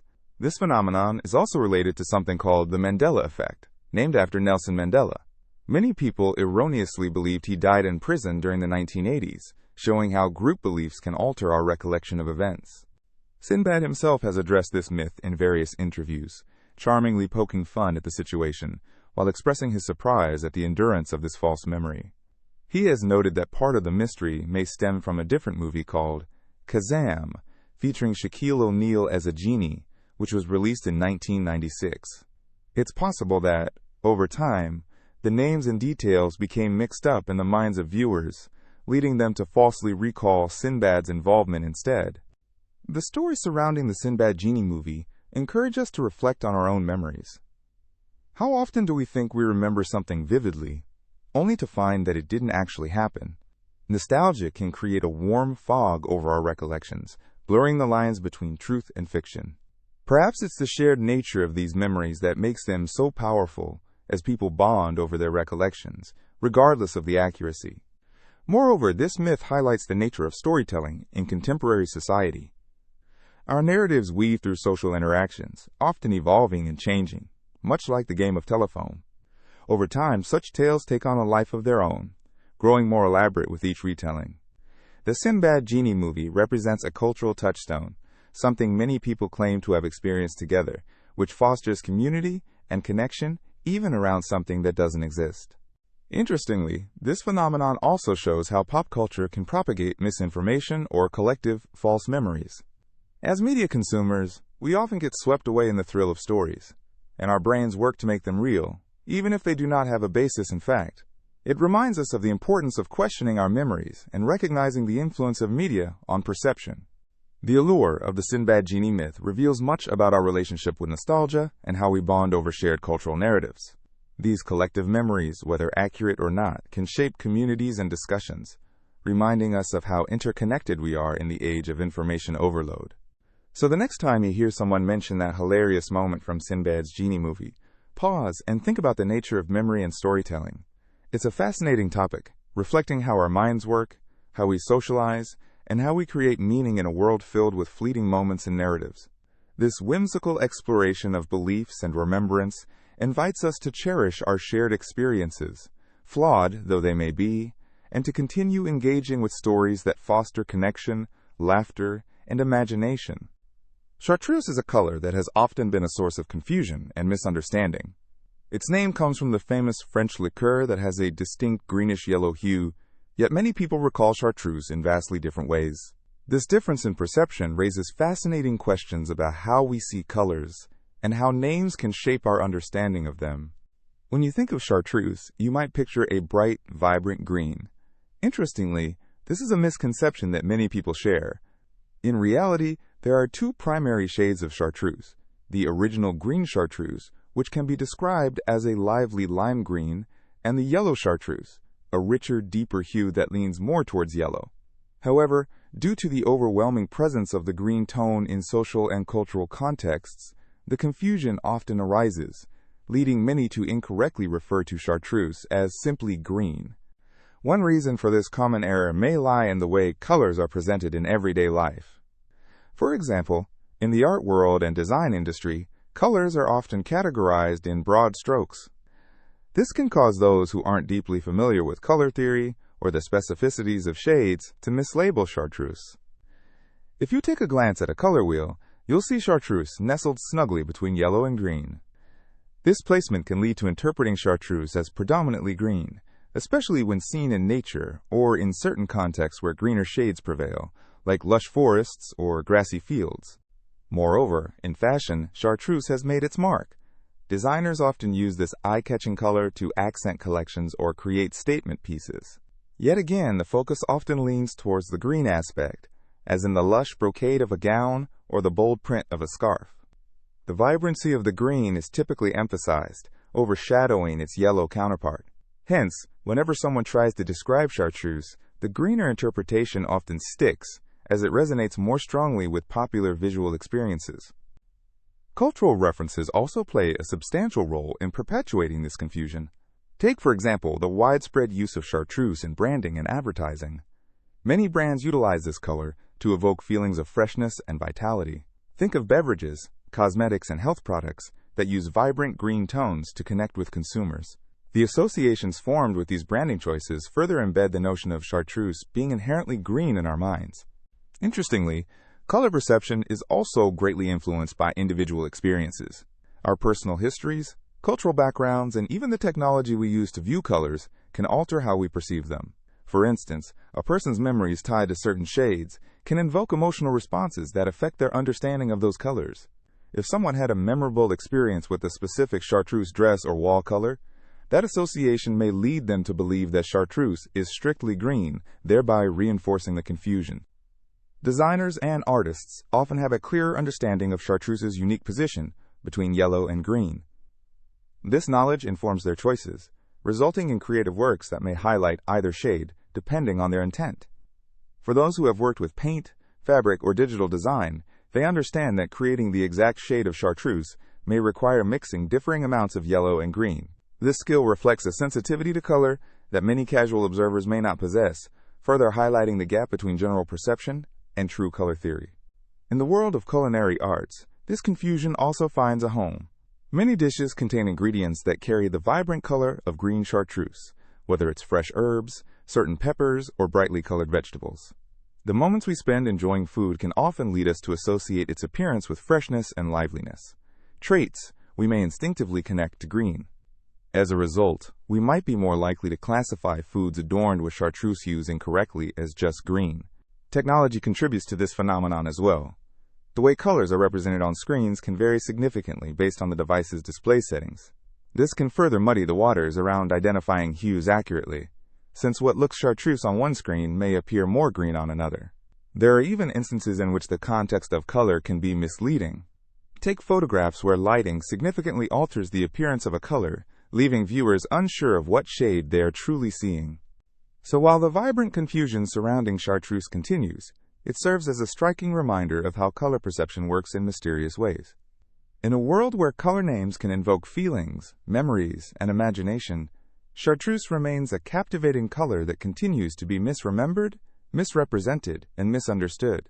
By exploring these misconstrued perceptions, we can appreciate the nuances of color and reflect on how much human experience intersects with something as seemingly simple yet profound as color.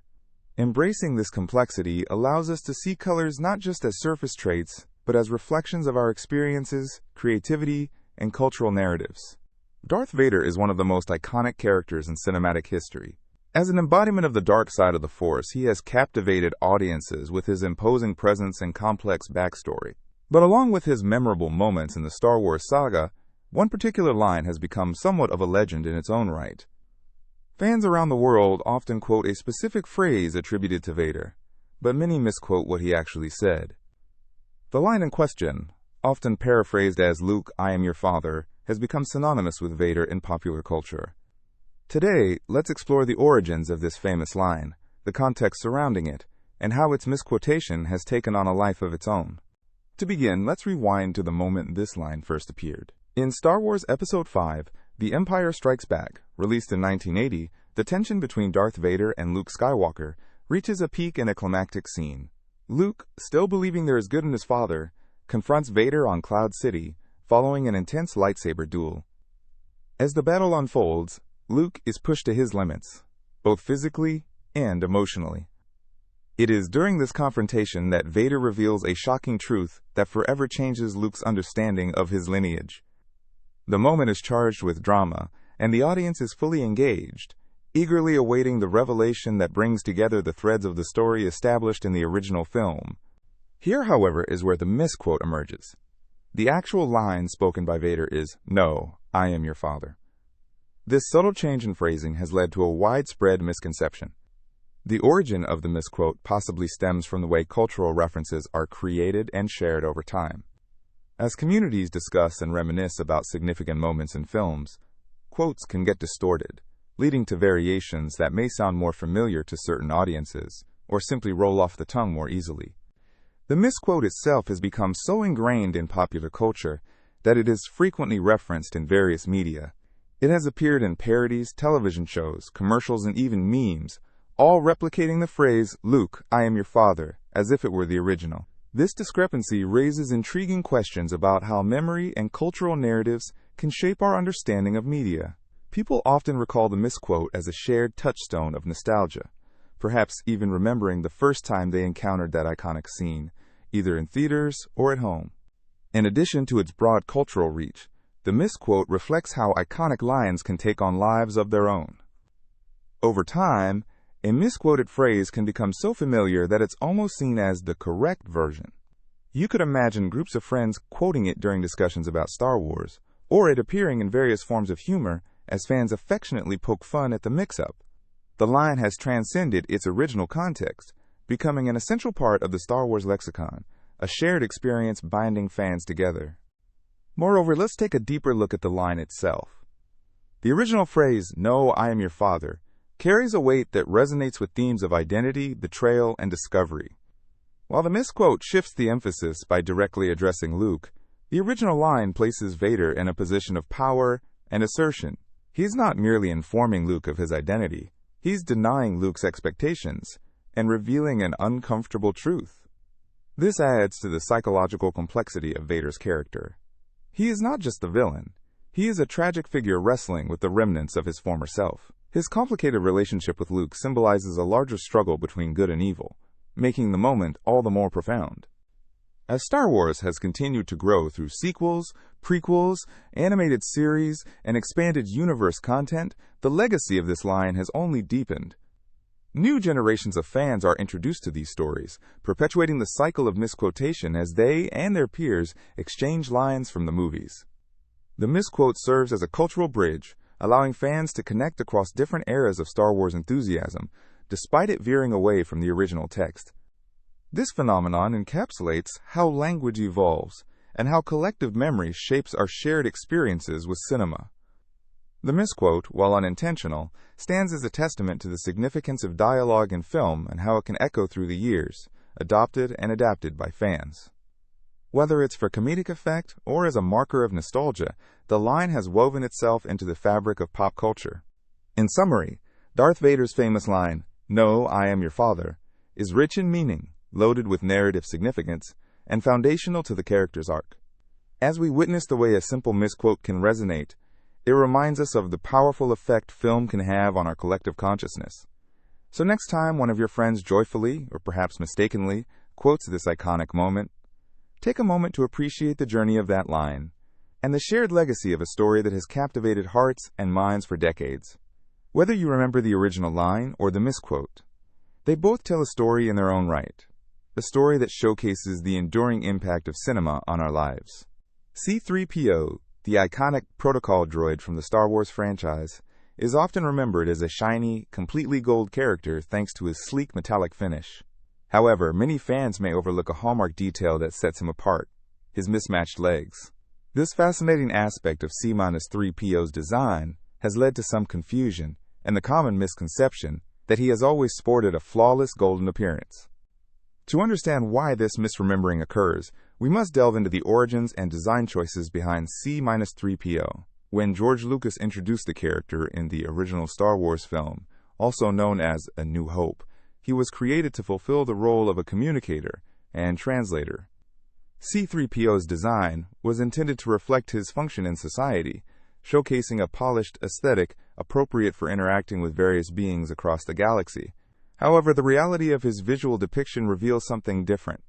In A New Hope, C-3PO stands tall with a golden body, but if viewers take a closer look, they will see that one of his legs is distinctly silver. This charming detail serves as a subtle reminder of the droid's journey and the turbulence of life in the Star Wars universe. The left leg is made of a different material, creating a dynamic contrast that might initially escape notice, especially amid the fast-paced action of the film. After all, C-3PO often shares the screen with his counterpart R2-D2, whose expressive beeps and boops can easily distract from the nuances of his own design. So why does this unique feature slip the minds of many fans? For starters, C-3PO has appeared in numerous other films and series within the expansive Star Wars franchise.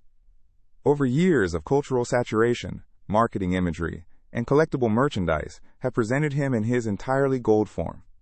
This constant reiteration can cause one detail to overshadow another in people's memories.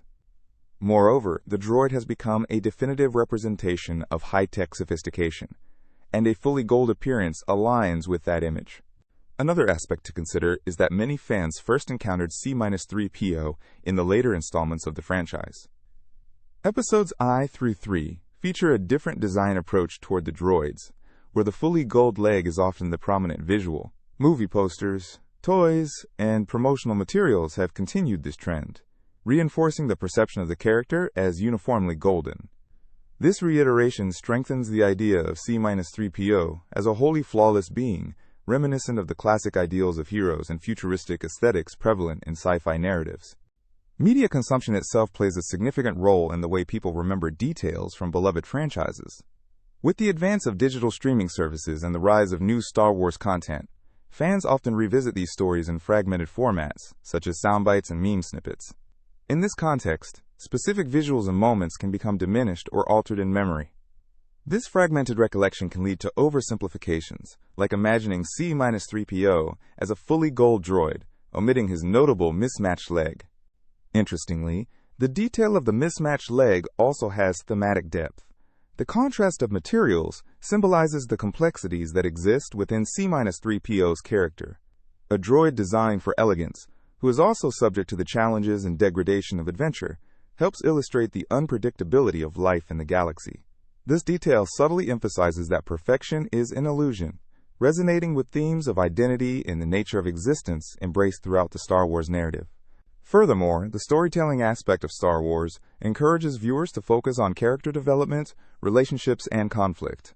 Consequently, many may prioritize narrative elements over visual specifics. Fans become immersed in the world of galactic warfare, dramatic storytelling, and the everlasting battle between good and evil. Consequently, remembering exactly what C-3PO looks like may take a backseat to the more critical elements of the story, driving home the truth that audiences look for connection and meaning before perfection in design. In retrospect, the vibrant world of Star Wars is filled with complex characters and rich storytelling that bolster the emotional engagement of fans. C-3PO, as a protocol droid, epitomizes these complexities while also embodying the charm of mismatched details. The silver leg, which may be overlooked, tells the story of imperfection, nuance, and the experiences that shape every being's journey, whether flesh and bone or those made of metal and circuitry. In conclusion, the reasons behind the widespread belief that C-3PO is completely gold lie in the layers of exposure, narrative focus, and the evolution of the character across various media. While the mismatch in his legs may be a minute detail in the grand tale, it serves as a reminder of the diverse world of Star Wars and the intricate details that bring these beloved characters to life. Whether standing beside R2-D2 or engaging in intergalactic discussions, C-3PO's uniqueness is a testament to the beautifully crafted stories that transcend the bounds of memory. So next time you think of C-3PO, take a moment to appreciate his mismatched leg and what it represents within the larger narrative of hope and adventure. When it comes to beloved snack foods, few have the dedicated fan base of Cheez-It. These crunchy, cheese-flavored crackers have been a staple in many households for decades. Yet a curious phenomenon has emerged over the years regarding their name. Many people often misremember the name as Cheez-Its, adding an unintended twist to this iconic snack. Let's explore why this slip of memory occurs, the cultural factors at play, and the subtle differences that might contribute to this confusion. To begin, it's important to acknowledge the impact of branding and how it shapes our memories. It was introduced in the 1920s by the Green and Black Company, and since then, it has established a strong identity through its distinctive packaging and marketing. The bright orange box is a beacon in grocery aisles, while its catchy slogan and clever advertising have kept it top of mind. However, the name Cheez-It itself plays a significant role in how consumers engage with the product. The use of the word cheese implies a playful take on cheese, but not everyone retains that exact spelling in their memory. Instead, the pluralized version Cheez-Its might feel more natural to some, echoing a popular naming convention seen in other snack foods and brand names. To highlight this, consider the realm of snack foods in general. Many brands use a Z at the end of their names, creating a more casual and fun impression. Think of Fizzies, Snickers, or Funyuns. These playful names help convey a sense of enjoyment and approachability, encouraging snacking as a delightful activity. Therefore, someone who frequently enjoys Cheez-It might subconsciously align it with other snack brands that utilize similar phonetic elements, leading to the alteration of its name to Cheez-Its. This slip is almost instinctive. It aligns with the mental patterns we've built around brands that make us smile. Cultural influences also play a notable role in how we misremember snack names. Language and regional dialect can significantly affect pronunciation and recall. For example, certain areas might emphasize different vowel sounds, or a generational difference may come into play. Older generations who may have first discovered cheese, it might strictly remember it one way, while younger folks, exposed to a variety of colloquial forms, might mix in Z sounds without much thought. Furthermore, social media and word of mouth also perpetuate these variations as people share their experiences. If someone refers to it as Cheez-Its in a casual conversation or meme, it might catch on, influencing perceptions and memories. Moreover, the visual design can influence our memory too. Packaging changes over the years often lead to different interpretations of a product name. If consumers are more accustomed to seeing playful designs or marketing that emphasizes fun, this might sway their perception. The playful elements in advertising could lead to a more casual approach in how consumers discuss products, resulting in a mix-up with the name. Another interesting angle is the nostalgia factor. Cheez-It has been a staple in many childhood snack time experiences, which are laden with warmth and familiarity. Those experiences often morph into a blend of memories where everything collectives feels right. When nostalgia kicks in, it might also shift the way we remember names. The term Cheez-Its could simply feel more whimsical, tapping into those childhood memories, sparking a sense of playfulness that is often tied to snack time. Over time, this whimsy may skew the way people recall the product's name. In addition, consider the role of marketing in perpetuating this misremembering. Cheez-It has released various flavors and limited-time offers, appealing to a wide audience. Merchandise, promotions, and social media campaigns can sometimes go for cheeky, fun terminology that aligns with that Z sound rather than the traditional spelling. Fans might equate their fondness for those unique offerings to a mental mix-up in the original name. The phenomenon of misremembering names isn't exclusive to Cheez-It. It happens across many products. It's a testament to how deeply woven branding and consumer culture can be in our everyday experience. The excitement around snack food can lead to a playful approach to language, which might occasionally dive into the realm of misnomers for fun's sake. Understanding the reasons behind the misremembering of Cheez-It versus Cheez-Its opens up a fascinating conversation about how we relate to the products we eat and love. It highlights the dynamic role language plays in shaping our interactions with food, culture, and nostalgia. Whether it's the casual addition of a Z or the playful associations we make, one thing is clear. The charm of Cheez-It remains untouched, regardless of how we choose to remember its name. With each crunchy bite, we're remiss to forget the joy it brings. cementing its position in the pantheon of iconic snacks, even if the name slightly varies from person to person. So the next time you reach for that familiar box, whether you call it Cheez-It or Cheez-Its, you're indulging in a shared experience that transcends words and unites snack lovers everywhere. Monopoly, the classic board game that has inspired generations of players, contains several unique elements that enhance the experience. One of these captivating elements is the jail-free card. This card may seem simple, but it has led to various interpretations and memories for players over the years. Let's delve into the world of Monopoly, exploring not just what the jail-free card is, but how its text is remembered, recounted, and often revised in the minds of enthusiasts. When you think of the jail-free card, the first image that may come to mind is the relief it provides to players. In the game, you typically find yourself in jail for various reasons, such as rolling doubles 3 times or landing on the go-to-jail space. The implications of being in jail can change the dynamics of the game significantly. This is where the jail-free card becomes a vital and cherished asset, allowing players to navigate around the limitations of jail with ease. The text on the jail-free card itself is a source of fascination. In the most common version of Monopoly, the card simply states that this card may be kept until needed or traded. However, different editions of Monopoly might display this text slightly differently, leading to varied memories among players. Some might remember it as allowing a player to escape jail anytime, while others might focus on the trading aspect. The variations can depend on the specific edition, or even the house rules under which friends and family agree to play. For example, the jail-free card may evoke memories of friendly arguments over its use.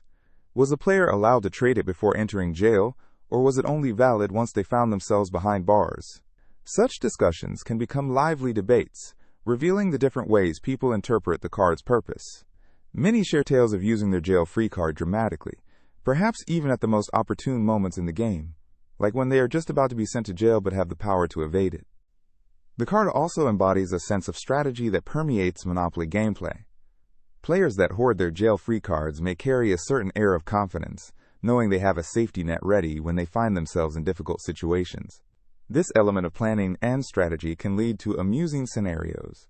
Imagine 2 players trying to negotiate a trade, each wanting to gain possession of the coveted jail-free card, only to discover later on that the card was never truly needed after all. Another intriguing aspect of the jail-free card is its role in the communal narrative that develops in each game. As stories unfold, players often recount their personal experiences with the card in informal gatherings. One person might share a tale of clutching their jail-free card, only to be caught off guard by an unexpected turn of events, leading to raucous laughter and shared amusement among friends.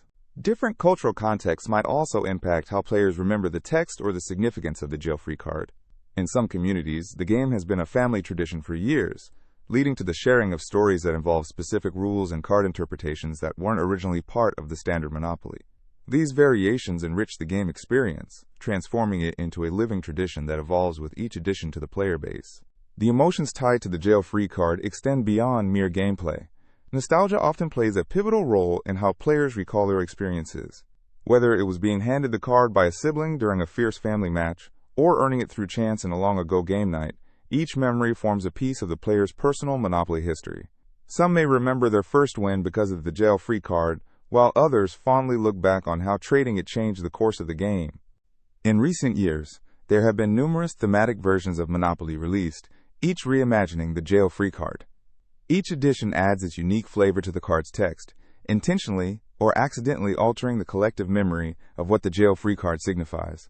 Imagine a Monopoly version based on your favorite movie or television show, where the jail-free card takes on characters or phrases relevant to that story. These reworkings only deepen the conversation around what the jail-free card means across different interpretations. Ultimately, the jail-free card in Monopoly encapsulates the spirit of the game, a mix of chance, strategy, and human connections. It invites friendly banter, fosters memories, and can even lead to lifelong connections among those who play together. As the game continues to be introduced to new players, the stories surrounding the jail-free card and its text will evolve, ensuring that it remains a beloved part of the Monopoly experience. So the next time you find yourself seated around a Monopoly board, remember the power and stories encapsulated in the jail-free card. With its ability to spark conversations, evoke nostalgia, and enhance your gameplay experience, this simple card is anything but ordinary. Let it guide your strategy, create shared laughs, and continue to weave yourself into the rich tapestry of Monopoly history. Leonardo DiCaprio is one of the most celebrated actors in Hollywood, known for his incredible talent and dedication to his craft. He has portrayed a remarkable range of characters, from a young hustler in Catch Me If You Can to the determined and desperate adventurer in The Revenant. While his performances have often been met with acclaim, his journey toward winning an Oscar has been a fascinating saga that has captivated fans for many years. DiCaprio was first nominated for an Academy Award in 1994 for his role in What's Eating Gilbert Grape. He played the character of Arnie Grape, a young boy with a developmental disability. His performance was hailed as a breakthrough moment for the young actor, showcasing his ability to convey deep emotions and nuances. However, while this nomination signaled his potential, it would take 2 more decades before he took home his first Oscar. Over the years, DiCaprio became synonymous with nominations. He received nods for several critically acclaimed films, including The Aviator in 2005, where he portrayed the eccentric billionaire Howard Hughes. His performance was intense and layered, embodying Hughes's brilliance and struggles. In 2007, he was nominated for Blood Diamond, where he played a diamond smuggler caught in the chaos of civil war in Sierra Leone. Each role further solidified his status as a leading man in Hollywood, but still, the elusive golden statue remained just out of reach. One of the most significant moments in DiCaprio's Oscar timeline came in 2014 when he starred in The Wolf of Wall Street. His portrayal of Jordan Belfort, a stockbroker engaging in rampant corruption, earned him another nomination. The film was a box office success and showcased DiCaprio's comedic timing and dramatic range. Audiences were convinced that this would be the year he would finally win, yet once again, he left empty-handed. In popular culture, many fans and observers began to feel that DiCaprio's Oscar win was long overdue. There was a growing perception that he had delivered so many stellar performances without receiving recognition, leading to a sense of collective frustration from audiences and peers alike. This sentiment became almost a meme, with fans rallying around the idea that DiCaprio deserved the award as a form of recognition for his entire body of work, rather than just a single performance. Finally, in 2016, DiCaprio was awarded the Oscar for Best Actor for his role in The Revenant. His portrayal of Hugh Glass, a frontiersman on an epic journey of survival and vengeance, was both physically demanding and emotionally resonant. The win was celebrated not only for this remarkable performance, but also as a tribute to his incredible career. The moment he accepted the award was a culmination of years of dedication and an acknowledgement of his contributions to the film industry. However, discussions around DiCaprio's Oscar timeline linger. Many people reminisce about the performances they felt should have won him the award earlier. Movies like The Aviator, Blood Diamond, and The Wolf of Wall Street are often highlighted as prime examples of work that was Oscar-worthy but didn't secure him the coveted prize. The narrative of a long wait for recognition has somehow transformed into a saga of an artist who passionately worked through diverse roles while striving to prove his merit in Hollywood. The discussion surrounding DiCaprio and his Oscar journey also reflect a broader conversation about the Academy Awards and how they recognize artistic talent. Some believe that the awards can be political and influenced by trends, public opinion, and the timing of releases rather than simply by performance quality. DiCaprio's case exemplifies how an actor's journey can be intertwined with these dynamics and illustrates the complexities of recognition in the entertainment industry. In retrospect, DiCaprio's long Oscar journey has become a part of his story as an artist. His talent speaks for itself, and although he won the award later in his career, it is essential to recognize that the depth of his performances has continued to resonate with audiences worldwide. Moreover, he remains a prominent advocate for environmental issues, using his platform and influence to promote sustainability and climate action. His commitment to various causes further defines him beyond the screen and underscores his impact as a public figure. Leonardo DiCaprio is more than just a talented actor. He is a symbol of perseverance and excellence in an industry that can often be unpredictable. His Oscar timeline reflects not just a wait for recognition, but a journey of artistry, passion, and an unyielding commitment to his craft. Whether or not he should have won earlier is a captivating conversation among fans, critics, and fellow artists, shaping the narrative of one of the most intriguing careers in contemporary cinema. The legacy of his performances and the conversations around them create an ongoing appreciation for his work, illustrating that, sometimes, the journey itself is as compelling as the destination. Apocalypse Now is a remarkable film directed by Francis Ford Coppola, released in 1979. Its profound themes and striking imagery have left an indelible mark on the world of cinema. Among the most memorable moments in the film are the iconic scenes featuring helicopters, particularly those accompanied by the powerful soundtrack of Richard Wagner's Ride of the Valkyries. One of the most quoted lines from the movie occurs during these helicopter scenes, highlighting the chaos and intensity of the Vietnam War setting. However, there are various misquotes associated with this line, which can lead to misunderstandings of the film's context and message. One of the most recognized quotes related to the helicopter scenes is, "I love the smell of napalm in the morning." This line is delivered by Lieutenant Colonel Bill Kilgore, played by Robert Duvall. The quote encapsulates Kilgore's complex character, his bravado, his love for war, and a chilling detachment from the destruction it entails. This line vividly illustrates a surreal mindset where the horrors of war are romanticized, creating a dissonance that evinces the chaotic nature of conflict. People often misquote this line, paraphrasing it in ways that alter its meaning or nuances. For example, some may mistakenly say, "I love the smell of war in the morning," or even, "I love the smell of gunpowder." While these variations could evoke similar sentiments, they stray from the original essence of Kilgore's character and the specific imagery of napalm, a potent symbol of the film's critique of war. Understanding the context of where and how this quote is used is essential for grasping the film's deeper commentary. The helicopter scenes are steeped in visual and auditory extravagance, with the explosive sounds of rotor blades and Wagner's operatic score serving to amplify the surreal experience. The juxtaposition of music and violence creates a haunting atmosphere that resonates with viewers long after the credits roll. Kilgore's enthusiasm for the destruction he brings forth is emblematic of a larger critique of militarism and the moral ambiguities that arise in times of war. Another misquote arises in the playful and exaggerated retellings of the original line. With the film's enduring popularity, it has permeated pop culture, often being referenced, satirized, or misremembered in various contexts. For instance, some may accidentally attribute the comment to other characters in casual conversations, or even manipulate the quote for comedic effect, which can dilute its original power. The fact that lines like, "I love the smell of napalm in the morning," become so ingrained in popular culture underscores the film's impact on audiences. Interestingly, the film itself was a labor of love and an arduous journey for Coppola and the cast. The production was plagued by challenges, including weather issues, budget overruns, and personal struggles of the team involved.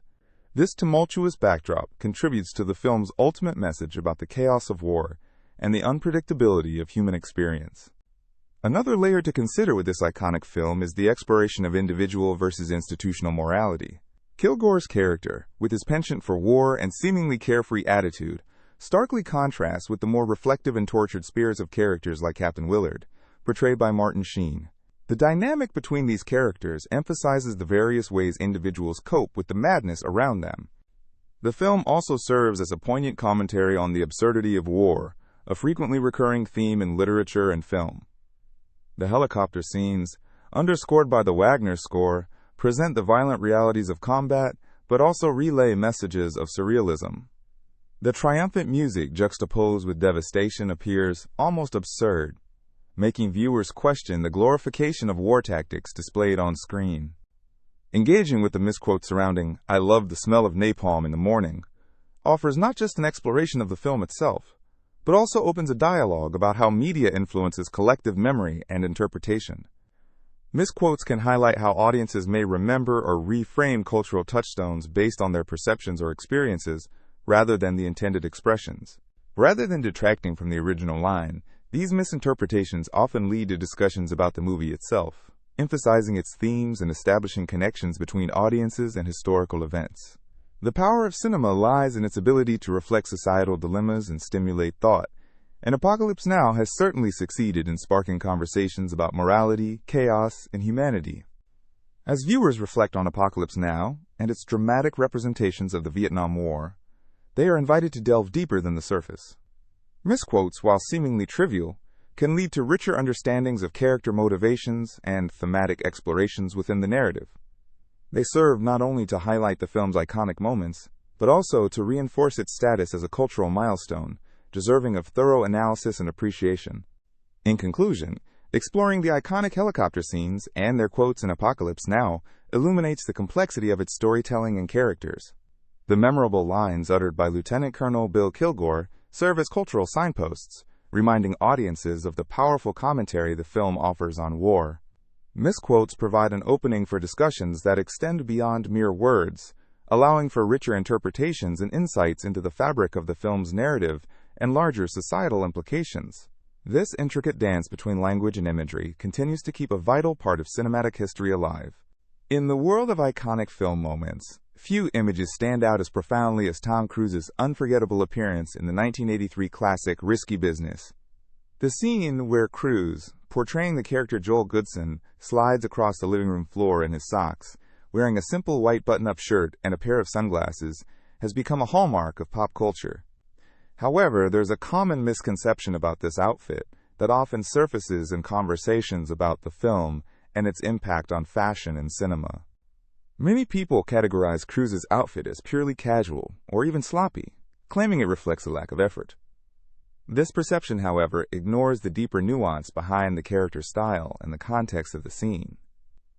The attire wasn't simply about being at home. It symbolized a pivotal moment for Joel.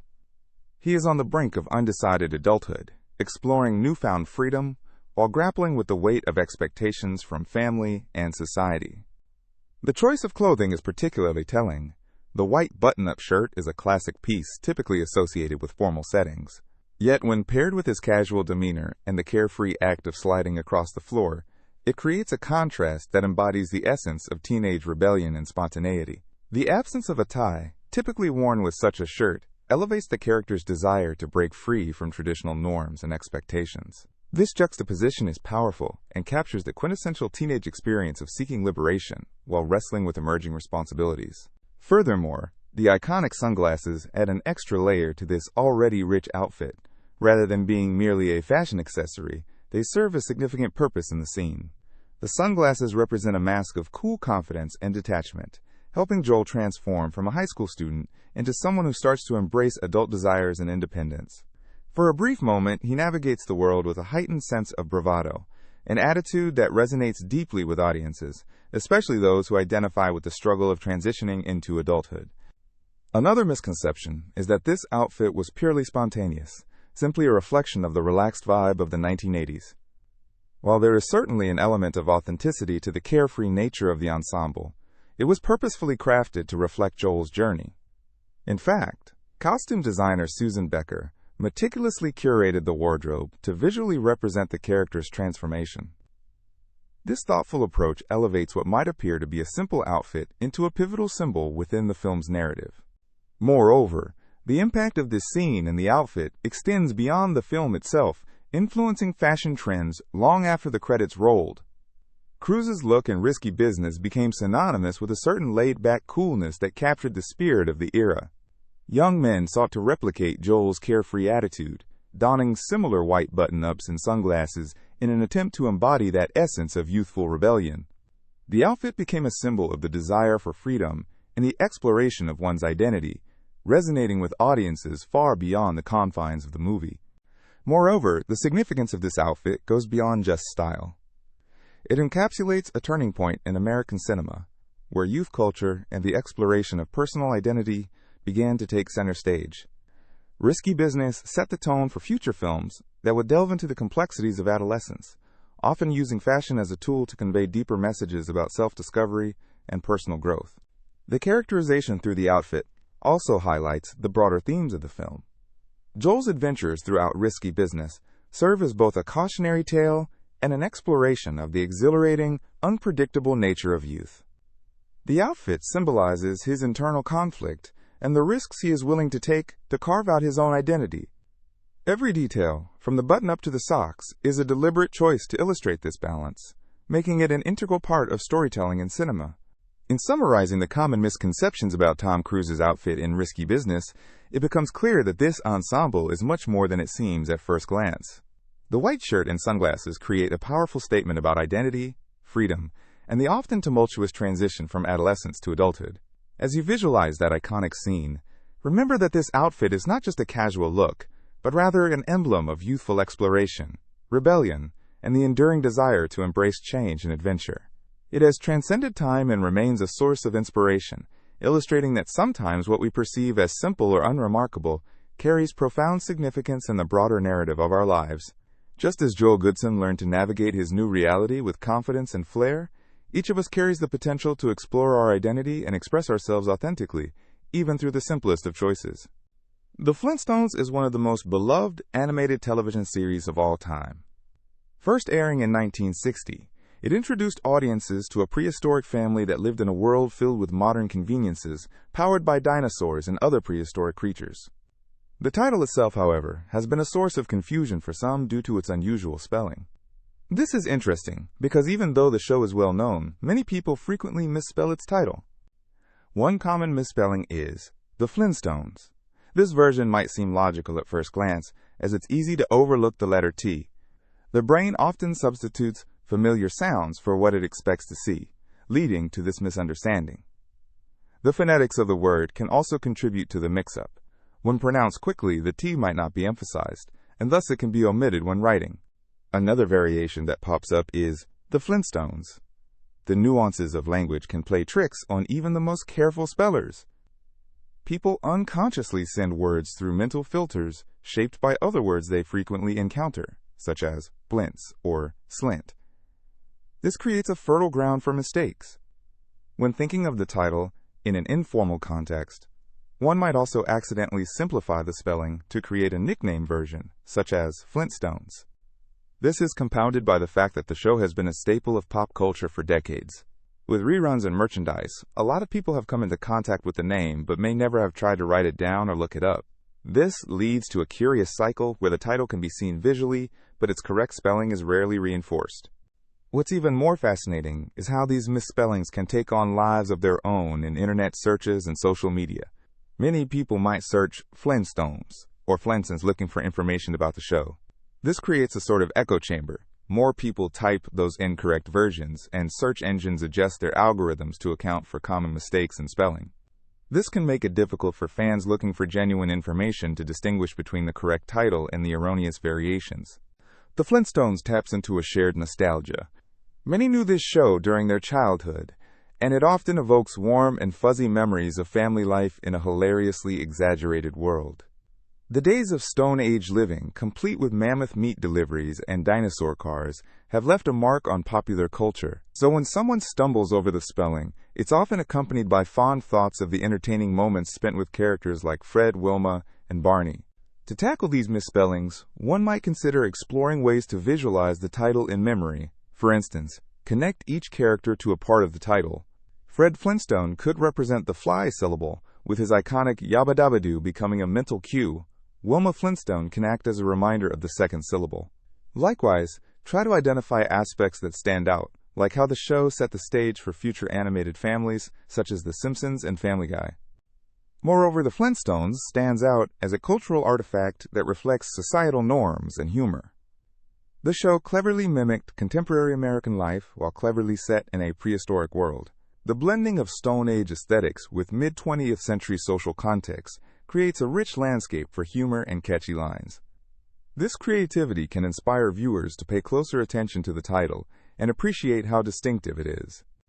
One interesting point is the consistency of the title's branding across various media. It has appeared in cartoon spin-offs, various TV specials, movies, and even merchandise like toys and lunchboxes. Each of these products features the title prominently, reinforcing the correct spelling, but still leading to mix-ups as the show continues to reach new audiences. Given its long-standing impact, The Flintstones remains not just a cartoon, but a piece of cultural history. Misspellings highlight how even the most cherished elements can slip through the cracks of memory, or be misremembered as time passes. They serve as a reminder of our collective nostalgia and how language shapes our understanding of the things we love. Next time you think of the Flintstones, take a moment to appreciate both the fun content and the interesting quirks of its title. Examining how we spell and remember, it allows us to reflect on the power of language in shaping our experiences. Consider how it connects across generations and reflects an era gone by while bringing joy to today's viewers. Even a simple misspelling can lead one down a path of creativity and connection to the stories and characters held in our hearts. The phrase, "Luke, I am your father," is one of the most famous quotes in cinematic history. This iconic line, delivered by the formidable Darth Vader, has permeated popular culture and is often quoted in various contexts, ranging from parodies to everyday conversations. However, the intriguing aspect is that this widely recognized version of the line is actually a misquote. So why is it that this misrepresentation has become so entrenched in our collective memory? In the original film, The Empire Strikes Back, released in 1980, Darth Vader actually says, "No, I am your father." This single line variation shifts the entire context of the revelation. The dramatic impact is largely unchanged. After all, the shocking revelation that Vader is Luke's father is a pivotal moment in the Star Wars saga. Yet, the misquote distills this revelation into a more casual, user-friendly format. Phrases that start with a name often seem more personal and direct, which may explain why modifications happen in the first place. This type of misquote serves as a fascinating case study in how phrases evolve in popular culture. The human tendency to remember simpler, catchier lines leads to many famous lines being paraphrased. Think for a moment about how people often revert to slogans or catchphrases that resonate deeply with emotion or humor. The simplicity and clarity of "Luke, I am your father" captures the intensity of the scene with an immediacy that resonates, even if it strays from the original text. The way language is shared and reshaped in society contributes to such alterations becoming widely accepted. Moreover, the misquote highlights the role of media in shaping our memory. With the rise of memes, social media, and video clips, the accessibility of quotes has increased dramatically. A single, iconic phrase can go viral, bypassing the need for people to revisit the original source material. In cases where movies are referenced often, they can become shorthand in conversations. In this light, the misquote becomes less of an error and more of a linguistic phenomenon, showcasing how cultural narratives are created and perpetuated. The impact of such misquotes isn't solely linguistic, it also reflects deeper cultural trends. Since Star Wars is a monumental part of pop culture, this misinterpretation shows how audiences engage with storytelling and myth-making. The connection to characters and dramatic moments inspires strong emotional reactions, and phrases that appear more intimate may resonate more strongly with audiences. Hence, Luke, I am your father, may feel more like a direct appeal from Vader to the audience, inviting listeners into a moment of connection. Interestingly, this phenomenon is not unique to Star Wars. There are many instances across different films, literature, and speeches where famous lines are misremembered or misquoted. For instance, the phrase, "Play it again, Sam," is widely attributed to the film Casablanca, yet it is never actually spoken. These variations showcase a natural human tendency to recreate memories in a way that feels most significant or poignant. The power of storytelling often allows words to take on lives of their own, evolving over time as they travel from person to person. In the context of Star Wars, the misquote has become so prominent that it has essentially gained a life of its own. It's a testament to the way language works. It bends, twists, and morphs as it passes through the filter of shared experience.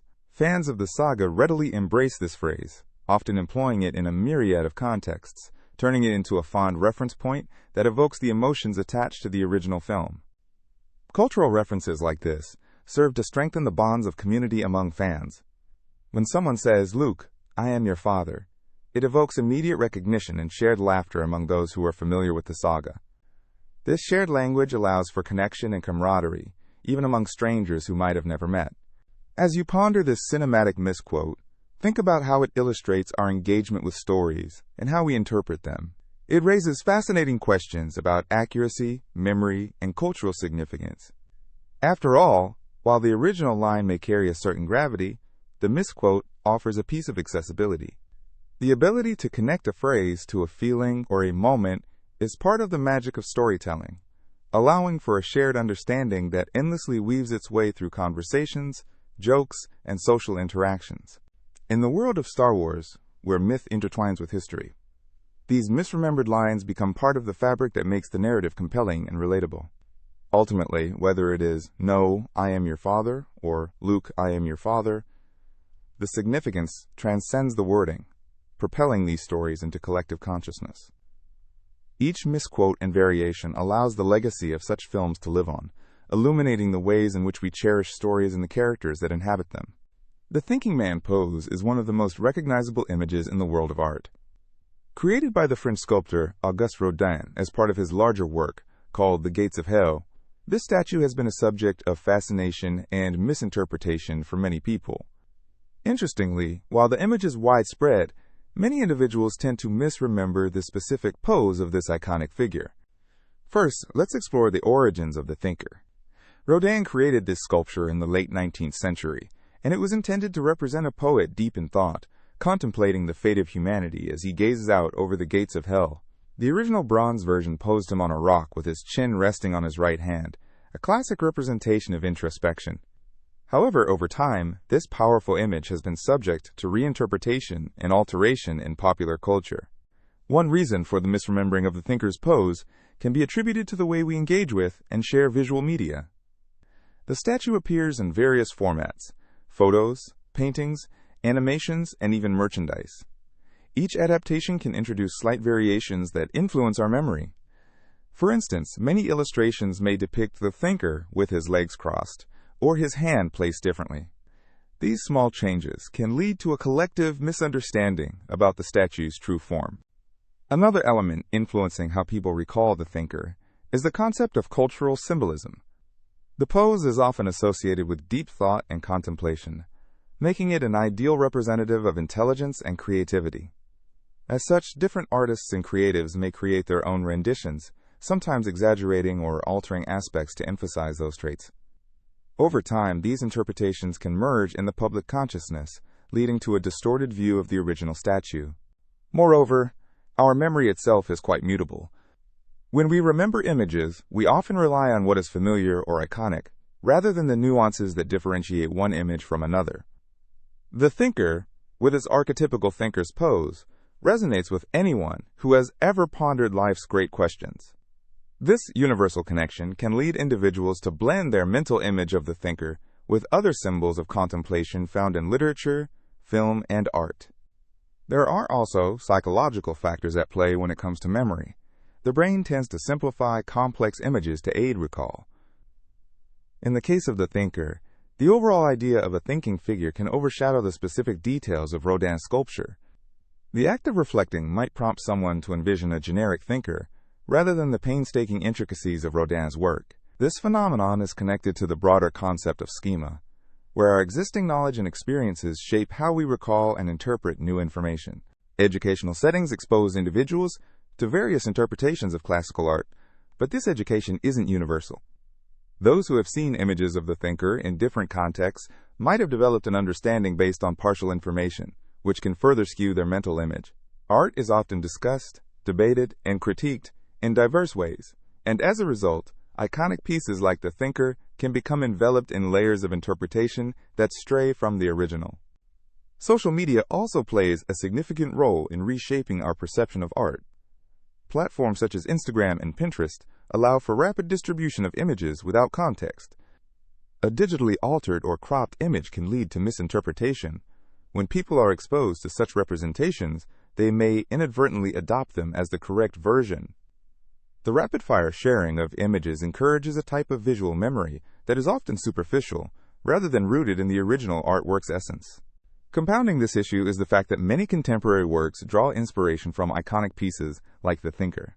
Countless sculptures, sketches, and illustrations echo Rodin's original but modify the pose or expression. These interpretations influence how they are remembered, as they incorporate familiar elements of the thinker without replicating its details. Such influences can cloud the true representation, leading people to believe they have a grasp on the original when it may be a reimagining. In conclusion, the thinking man pose serves as an intriguing case for examining memory, interpretation, and cultural exchange. With its rich history and iconic status, the statue captures the essence of contemplation. However, the very nature of art's reinterpretation in social contexts, along with individual memory mechanisms, leads to a divergence from Rodin's original intent. The next time you encounter the thinker, consider how your own memory has been shaped by culture, media, and personal experiences. You might find that your understanding of this iconic piece is not just a matter of visual recall, but a reflection of a broader tapestry of influence and imagination woven through the ages. In the expansive universe of Star Wars, filled with iconic characters, thrilling adventures, and groundbreaking special effects, few elements provoke as much surprise among fans as the detail of C-3PO's silver leg. Often seen as a polished golden droid, This beloved character, known for his prissy demeanor and comical interactions, has a distinctive feature that many fans overlook. One of his legs is silver. This intriguing detail first came to light during the original trilogy, where C-3PO appears predominantly as a Golden Protocol droid. His shiny exterior contributes to his character's sophisticated and elegant persona, as he is often depicted as a translator and mediator in the often chaotic and militaristic world of the Star Wars galaxy. The fact that one of his legs remains silver, while the rest of him is gold, raises questions and piques curiosity among viewers. Many fans were initially unaware of this silver leg, as it can sometimes be subtle, especially in scenes with low lighting or surrounded by other elements. For those who first encountered C-3PO through merchandise or in general pop culture, the silver leg detail may have been entirely missed. It wasn't until closer examination of the films or through behind-the-scenes discussions that this interesting aspect gained attention. The silver leg serves not only as an anomaly in C-3PO's appearance, but also as a fascinating example of the attention to detail that the creators of Star Wars invested in their characters. George Lucas and his team meticulously crafted a universe that thrives on intricacies and layers. This small detail speaks volumes about the droid's journey and the wear and tear he has experienced throughout his adventures. In the narrative of Star Wars, C-3PO has undergone countless challenges, from battles to space travel, often maintaining his role as a comic foil to other characters, such as his companion, R2-D2.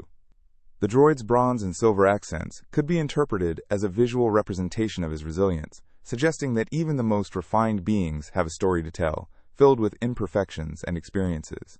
Notably, the silver leg aligns with the narrative established in the prequel trilogy. In The Phantom Menace, audiences learn about C-3PO's origins. He is created by Anakin Skywalker, the young slave boy who would ultimately become Darth Vader. The droid is initially put together using various parts, showcasing the resourcefulness and creativity of his creator.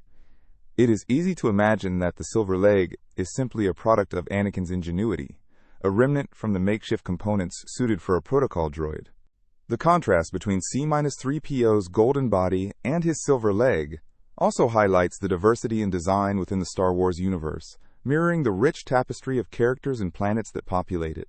Just as bounty hunters, Jedi, and rebel fighters each have their unique flair, C-3PO stands out among other protocol droids, showcasing the idea that uniqueness plays a vital role in survival and adaptation in a galaxy filled with both heroes and villains. For avid fans seeking to delve deeper into the Star Wars lore, exploring C-3PO's silver leg can lead to discussions about the symbolism in design and character development. The duality of his appearance, a balance of gold and silver, might reflect the duality of the stories told throughout the saga. Good and evil, friendship and rivalry, hope and despair. The Star Wars narrative is rich with these themes, and even a single leg can represent an entire spectrum of experiences. As the years have gone by and new generations of fans continue to discover Star Wars, C-3PO's silver leg has become part of a larger conversation about details that seemingly go unnoticed, yet enrich the overall narrative experience. From discussing favorite moments in the films to exploring characters' backstories, this small piece of information about C-3PO contributes to a broader appreciation of storytelling and cinema. Fans have also begun to share their awareness of C-3PO's silver leg through various platforms, from social media discussions to fan art that highlights the duality in his design. This engagement fosters a sense of community among fans as they gather to unpack the intricacies of their favorite characters, all stemming from a seemingly trivial detail. Ultimately, the revelation of C-3PO's silver leg is far more than a mere observation. It serves as a reminder of the rich, layered storytelling that characterizes Star Wars. As viewers continue to revisit the saga across different media, from animated series to novels, the legacy of C-3PO and his silver leg lives on, capturing the hearts and imaginations of fans around the world. It is a great example of how something small can hold significant meaning and bring fans together in shared wonder and appreciation for the intricate tapestry of the Star Wars universe. So the next time you find yourself immersed in the adventures of C-3PO and his companions, take a moment to notice the details that shape these beloved characters and the stories they embody, including that unassuming yet remarkable silver leg. Hannibal Lecter is one of the most iconic characters in cinematic history. Portrayed brilliantly by Sir Anthony Hopkins in the film The Silence of the Lambs, Lecter is a complex character, a brilliant psychiatrist, and an even more cunning and menacing serial killer.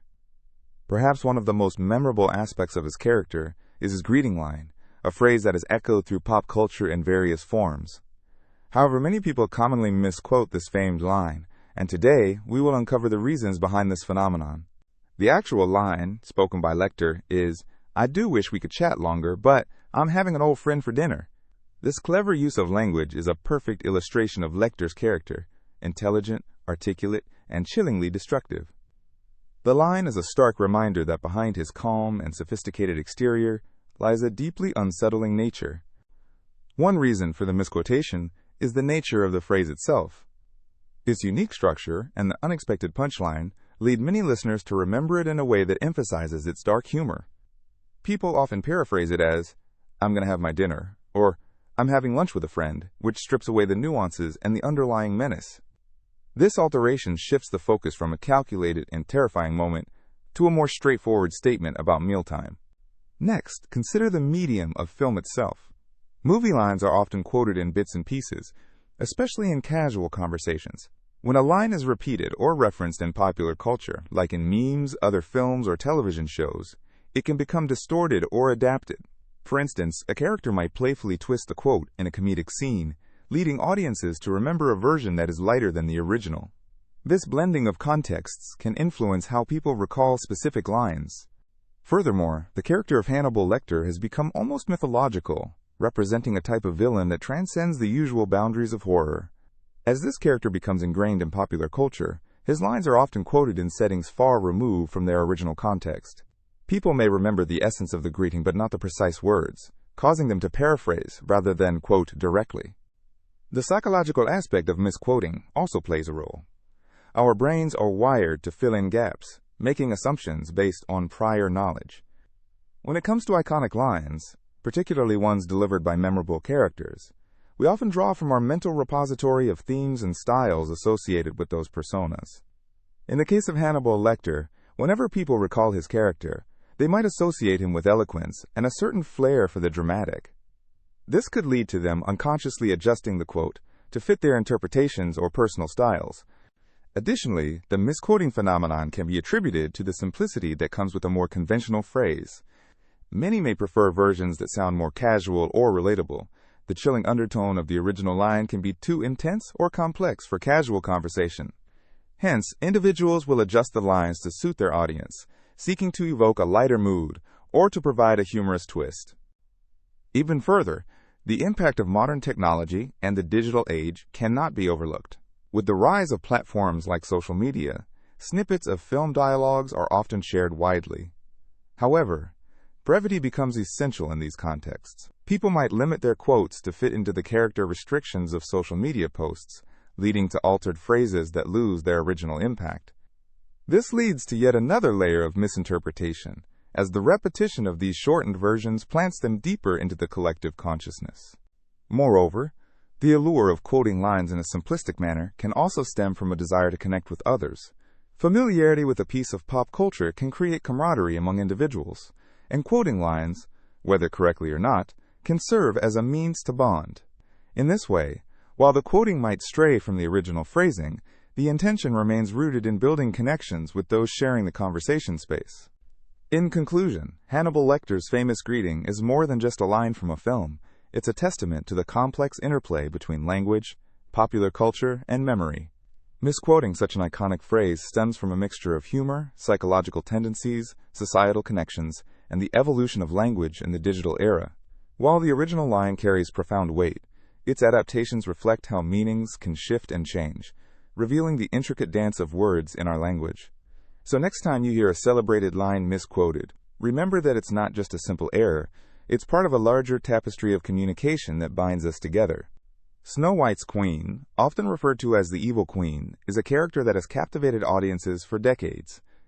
When we think of her iconic moments, the image of a sinister woman gazing into her magic mirror often comes to mind. Her famous line, "Mirror, mirror on the wall," has been quoted and referenced frequently, but interestingly, this phrase is often misremembered. In the original Disney film, the actual dialogue is "magic mirror on the wall." This minor change has sparked considerable discussion among fans and scholars alike, leading us to consider why certain lines from the Queen's dialogue seem to elude our memories so easily. One reason for this misremembering could be the way in which phrases from popular culture become condensed over time. In an age where brevity is prized, especially with the rise of social media, people often simplify longer quotes into more digestible forms. The phrase "mirror, mirror" rolls off the tongue easily, creating a catchier version in the public consciousness, whereas "magic mirror" may seem less rhythmic by comparison.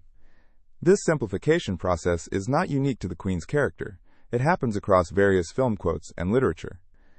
Over the years, phrases become ingrained in our collective memory in these altered forms, slowly morphing beyond their original context.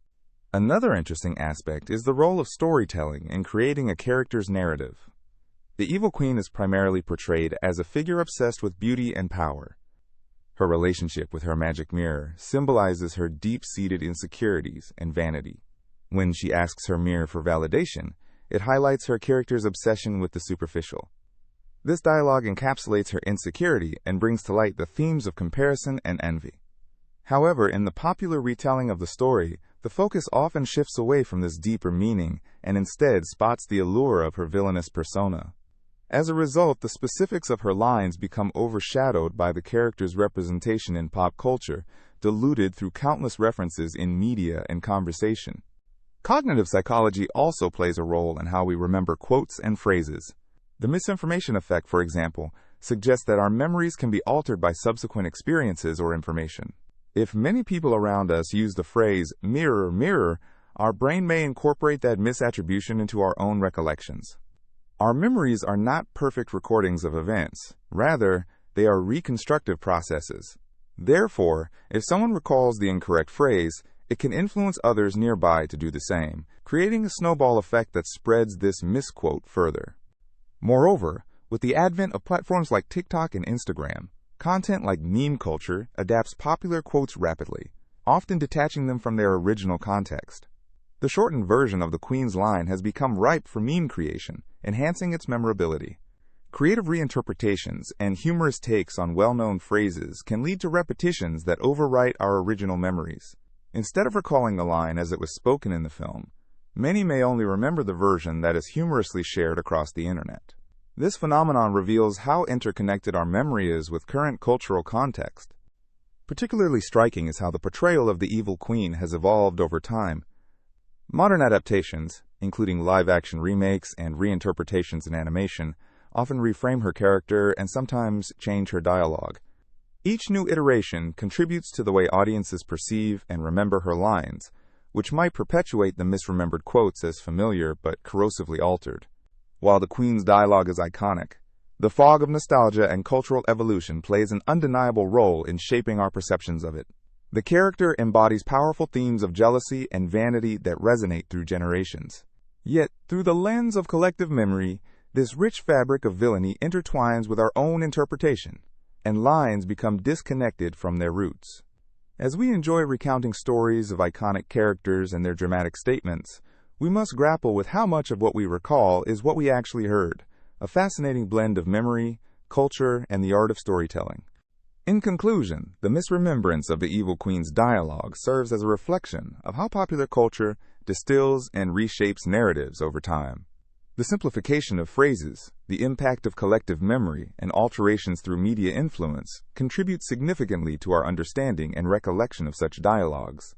This phenomenon highlights the dynamic way in which stories evolve in our minds, and how characters, like Snow White's queen, find new life beyond their origins, inviting us to engage with them in unexpected ways. Each time we revisit these tales, we also explore the landscapes of our memories, revealing much about ourselves in the process. The phrase, "life is like a box of chocolates," has become an iconic quote, thanks in large part to the 1994 film Forrest Gump. In the movie, Forrest uses this line to convey the unpredictability of life and the myriad of experiences one might encounter. However, many people misquote it, leaving out the essential part. You never know what you're gonna get. This omission alters the meaning and takes away from the original sentiment. To understand why this quote resonates so deeply, it's helpful to explore the metaphor itself. A box of chocolates holds assorted flavors. some delightful and others less appealing. This mirrors life, which offers a blend of experiences, joys, challenges, surprises, and disappointments. Just as you might unwrap a chocolate and discover it is filled with a rich caramel or a surprise fruit center, life often throws unexpected situations our way. The beauty of this metaphor lies in its simplicity and relatability. Everyone has encountered situations where their expectations did not match reality. Have you ever planned a vacation, dreaming of sunny beaches and endless relaxation, only to arrive and find it raining? These moments, while sometimes frustrating, are part of the colorful tapestry of life. The phrase serves as a gentle reminder that while we can have hopes and aspirations, the ultimate outcome is uncertain. Misquotations often arise when phrases become part of popular culture. The evolving use of language means that lines can change over time, and their deeper meanings can sometimes get lost. In the case of "life is like a box of chocolates," many people have heard the quote in passing but may not recall the full context. Instead, they take it at face value, which may cause them to overlook its profound philosophical implications. The simplification of the quote can give off a hopeful sentiment by itself. It implies that life is sweet and full of delightful surprises, which can serve as a comforting thought. Yet, the full quote adds depth with its recognition of unpredictability. This highlights how important it is to embrace both the beautiful and the challenging aspects of life. Exploring this further, think about how we often approach life with expectations. For instance, consider a career. Many individuals enter their professions with a specific vision of what success looks like. Yet, their journeys are rarely a straight path. You may start in a role that feels beneath your qualifications and think you've made a mistake, only to find that this experience builds skills that lead to unexpected growth and opportunities. This unpredictability in professional journeys mirrors the flavors in a box of chocolates. A role might feel unimportant at first, just like a chocolate that looks unappealing, but it can lead to profound experiences and networks that enrich your career. In this way, life consistently offers up surprises that challenge our preconceived notions. Now let's consider relationships. We often enter into friendships and romantic partnerships with certain hopes and dreams. Sometimes these relationships flourish, bringing joy and companionship. Other times, they can be challenging, filled with misunderstandings or differing goals. This unpredictability can be daunting, but it also fosters personal growth. Each interaction, whether filled with harmony or turbulence, shapes our understanding of love, trust, and empathy. Another layer to this quote involves the potential for self-discovery. Just as each chocolate in the box represents a different flavor, every experience, whether pleasant or challenging, contributes to our understanding of who we are. The culmination of these experiences shapes our character, influences our choices, and guides our future paths. In essence, life is a journey of exploration, and while we can have preferences and expectations, we must remain open to the unknown. This is where the importance of the full phrase comes into focus with its conclusion: you never know what you're going to get. This not only invites acceptance of uncertainty, but encourages a sense of adventure. Being aware of life's unpredictability also means embracing moments of spontaneity. When we let go of strict plans and allow ourselves to explore the uncharted, we often find surprises that bring joy, fulfillment, and enrichment. Moreover, there is a comforting simplicity to think about the quote in its entirety. The complete phrase reminds us that it is okay not to know exactly where life is leading us. It invites curiosity and a sense of wonder about the future. Accepting the unknown can lead to unimagined experiences, turning mundane days into extraordinary ones. Ultimately, the enduring appeal of life is like a box of chocolates lies not just in its catchy phrasing, but in its profound message that encourages flexibility and openness to life's myriad surprises. While misquotations may strip the phrase of some of its context, individuals who appreciate its full form can find a deeper meaning hidden in its delicious simplicity. It's a timeless reminder that whether facing challenges or celebrating victories, life's unpredictable nature is what makes it an adventure worth taking. Embracing the unexpected flavors allows for richer experiences and a fuller journey, making life genuinely remarkable. In the realm of film, there are certain lines that rise above the rest, capturing the imagination of audiences and embedding themselves into popular culture. One such line is often misquoted and attributed to the iconic character of Hannibal Lecter, played by Anthony Hopkins in the 1991 film The Silence of the Lambs. The line, frequently remembered, is, "Hello, Clarice." However, those who revisit the film find that the truth is a bit more nuanced than this commonly held belief. During the film, an intense psychological game unfolds between Agent Clarice Starling, played by Jodie Foster, and the brilliant but chilling Dr. Hannibal Lecter. Their exchanges are filled with tension and intrigue, making every word laden with significance. The relationship between the two characters is a complex interplay of power, manipulation, and understanding. It's a dance that keeps viewers on the edge of their seats, fully engaged in the narrative. The famous scene occurs when Clarice first meets Lecter in his cell. As she approaches, she prepares herself for the daunting task of interviewing one of the most notorious serial killers in history. In this critical moment, the words spoken carry weight beyond the mere dialogue. They serve as a catalyst for the entire storyline. However, what many remember is that oft-repeated phrase, "Hello, Clarice," which has become a part of the collective memory. In reality, the line spoken by Lecter is slightly different. He greets Clarice with a simple and chilling, "Good evening, Clarice." This seemingly minor detail is emblematic of the broader phenomenon, where memorable lines from films get altered in the public consciousness. Over time, these adjustments can morph into wholly new phrases that people believe were part of the original script.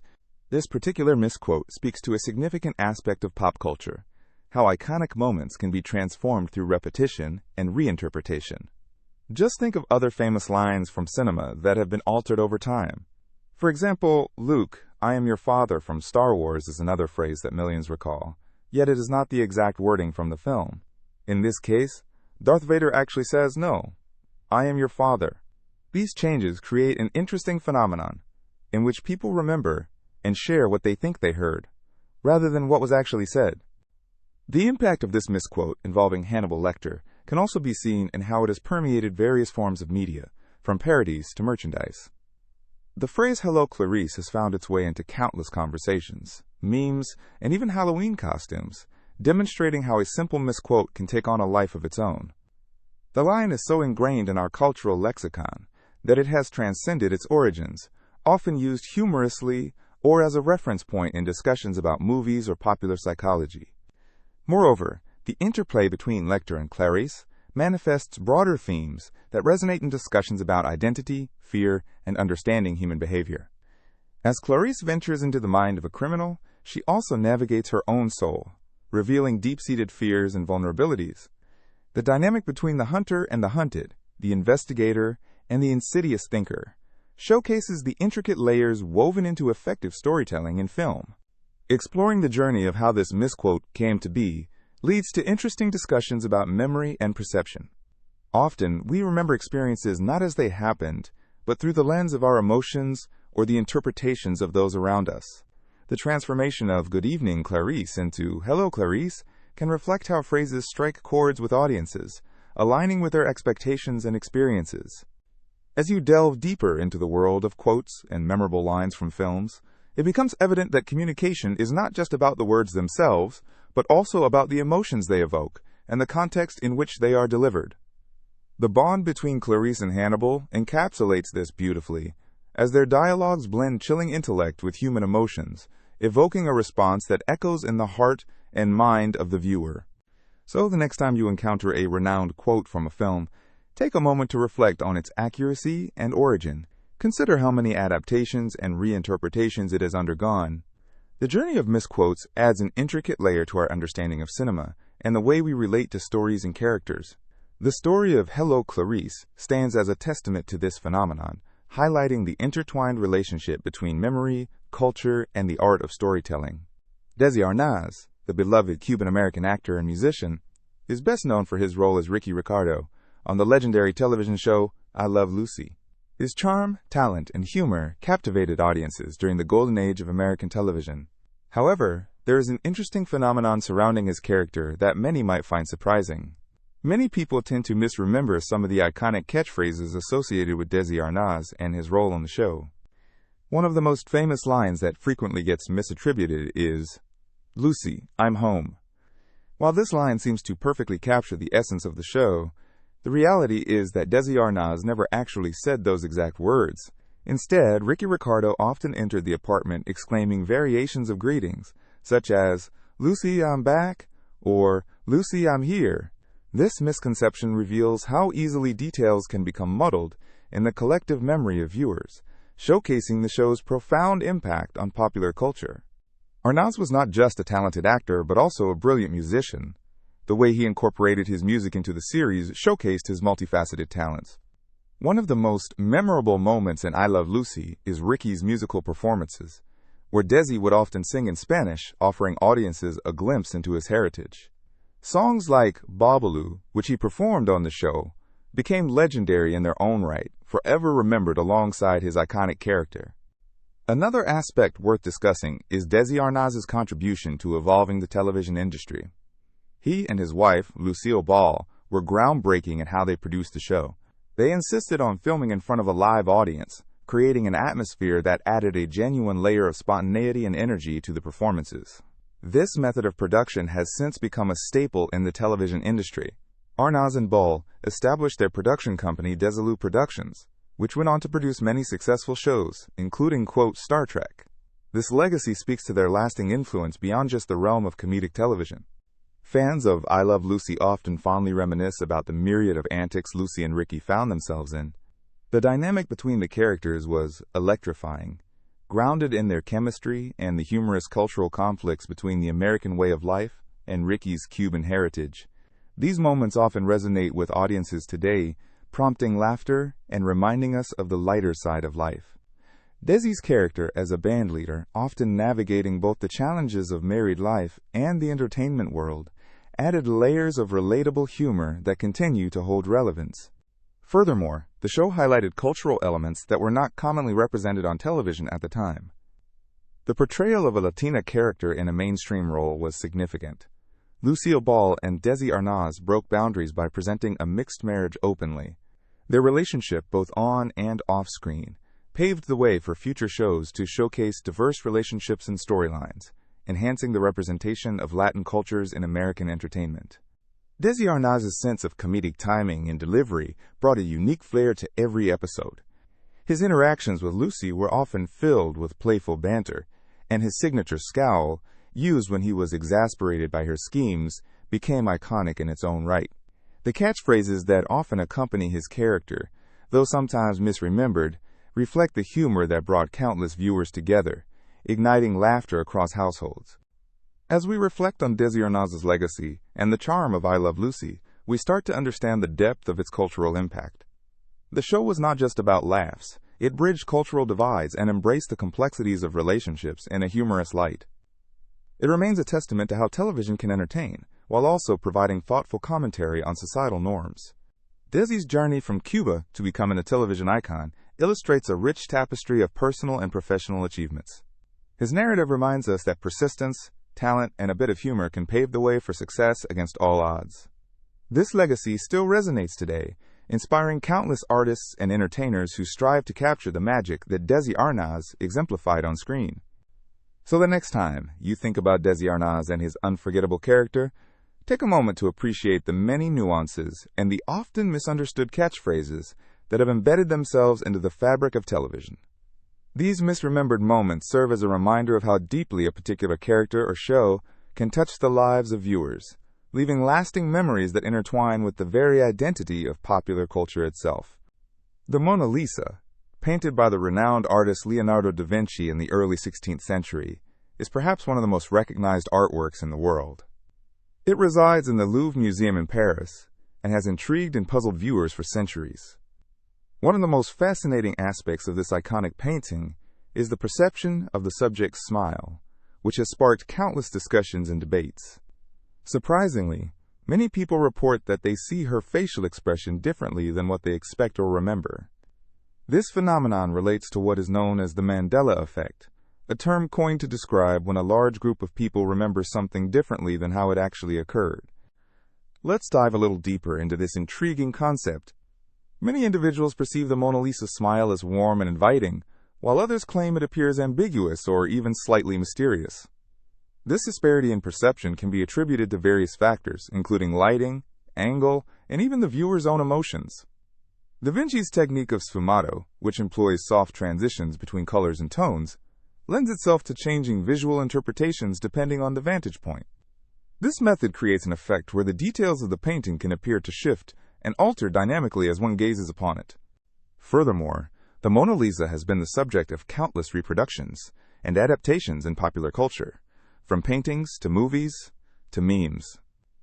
Each depiction can impact the viewer's recollection and interpretation of her expression. For example, if someone has seen a parody of the Mona Lisa with exaggerated features or expressions, they may carry that image in their mind, influencing their perception of the original piece. This is a key point in understanding the Mandela effect in relation to the painting. The historical context and socio-cultural references surrounding the artwork shape how it is perceived over time. Additionally, personal experiences and emotions play a significant role in this perception. As individuals gaze upon the Mona Lisa, they might project their own feelings onto her expression. Someone feeling joy might view the smile as more cheerful, while another person in a contemplative mood might perceive it as melancholic. This subjective experience reminds us that art is not just about the creator's intention. Instead, it can transform and take on new meanings as it passes through the minds of those observing it. Moreover, it is worth noting how discussions around art appreciation can lead to collective memories that may not align with reality. In group settings, when individuals discuss their observations and experiences, they may influence each other's perceptions, creating a shared but altered recollection. For example, if several people insist that the Mona Lisa is smiling broadly, others may begin to see it that way as well, even if it wasn't their initial impression. This shared belief can perpetuate a sense of familiarity with an altered version of the artwork. The Mona Lisa's enigmatic expression has also spurred numerous theories about the identity and emotions of the subject herself. Some art historians suggest that her smile encapsulates a variety of feelings, from joy to sadness, and this complexity adds to the painting's allure. It raises questions about facial expressions and how they can communicate multiple emotions at once. This leads us to consider how our own biases and experiences shape our interpretations of art. In exploring the Mandela effect, it becomes clear that perceptions surrounding the Mona Lisa and her smile are not just individual experiences, but part of a larger cultural narrative. How can an image convey so many different interpretations? The act of viewing art is inherently subjective, allowing for a plethora of reactions and understandings. The Mona Lisa serves as a mirror, reflecting our thoughts, feelings, and memories back at us, no matter how varied they may be. Lastly, this phenomenon not only showcases the enduring impact of classic works of art, but also illustrates the complexity of human perception. As we navigate our experiences with the Mona Lisa and other art pieces, we are reminded that memory and perception can be fluid, shaped by time and context. The beauty of art lies in its ability to evoke different responses, to challenge our understanding, and to inspire conversations that linger long after the viewing is over. So, the next time you find yourself studying the smile of the Mona Lisa, consider the influences at play. Reflect on your own feelings and thoughts, and how they may differ from those around you. This exploration reveals a deeper understanding of not just the painting itself, but also of how we engage with art, memory, and perception in our daily lives. The Mona Lisa remains a timeless enigma, continually inviting us to look deeper, question our interpretations, and appreciate the rich tapestry of human experience encapsulated in her smile. Skechers is a popular footwear brand known for its comfortable and stylish shoes. However, there is an intriguing phenomenon surrounding the name of this brand that has caught the attention of many experts and enthusiasts alike. A significant number of people seem to remember its name with different spellings. This leads us to question how such confusion arises, and what factors contribute to this memory mismatch.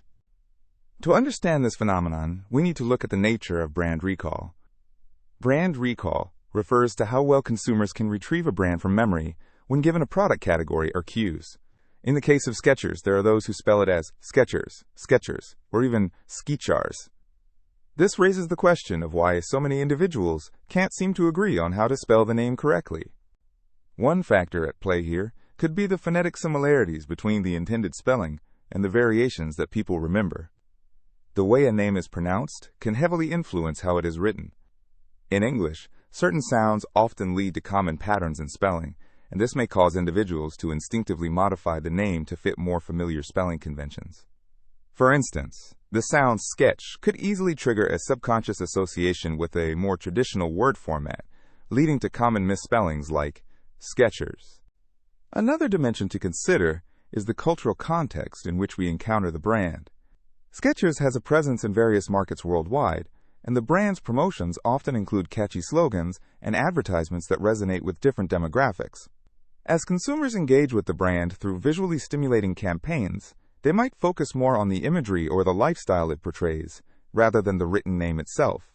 This can lead to varied impressions of how the name should be spelled, cementing different versions in memory. Additionally, the role of social media and word of mouth cannot be underestimated in this equation. Customers often share their experiences online, and spelling mistakes can easily propagate through likes, shares, and comments. For instance, if a popular influencer writes about Skechers unintentionally, it could spark a wave of similar misspellings across their followers. The viral nature of social platforms can result in broader exposure to these incorrect spellings, further embedding them into the public consciousness. Moreover, there is something quite human about the way we remember brands. Memory isn't infallible. It's shaped by our personal experiences, the context in which we encountered the brand, and even the stories we associate with it. Skechers has made its way into pop culture and sports, and the resonance of these associations might create alternative narratives. For example, if someone recalls an ad featuring a famous athlete wearing the brand, they might only remember the image without paying attention to the spelling. This experiential memory can override the precise spelling in our minds. Another interesting aspect to consider is the role of generational influences. Different age groups might have distinct recollections based on the fashion trends they grew up with. Skechers, which gained popularity in the 1990s and early 2000s, might be remembered differently by those who were teenagers during that time compared to now. Older demographics may associate the brand with a particular style that was prevalent back then, perhaps not even realizing that the spelling they remember isn't quite correct. In addition to all these factors, there might be a level of cognitive bias at work as well. For instance, the mere exposure effect suggests that the more familiar we become with a term, the more likely we are to think we know its details. When individuals repeatedly encounter a certain misspelling, they may unconsciously adjust their memory to align with this familiar form. Over time, these informal variations may feel as legitimate as the original spelling in some people's minds.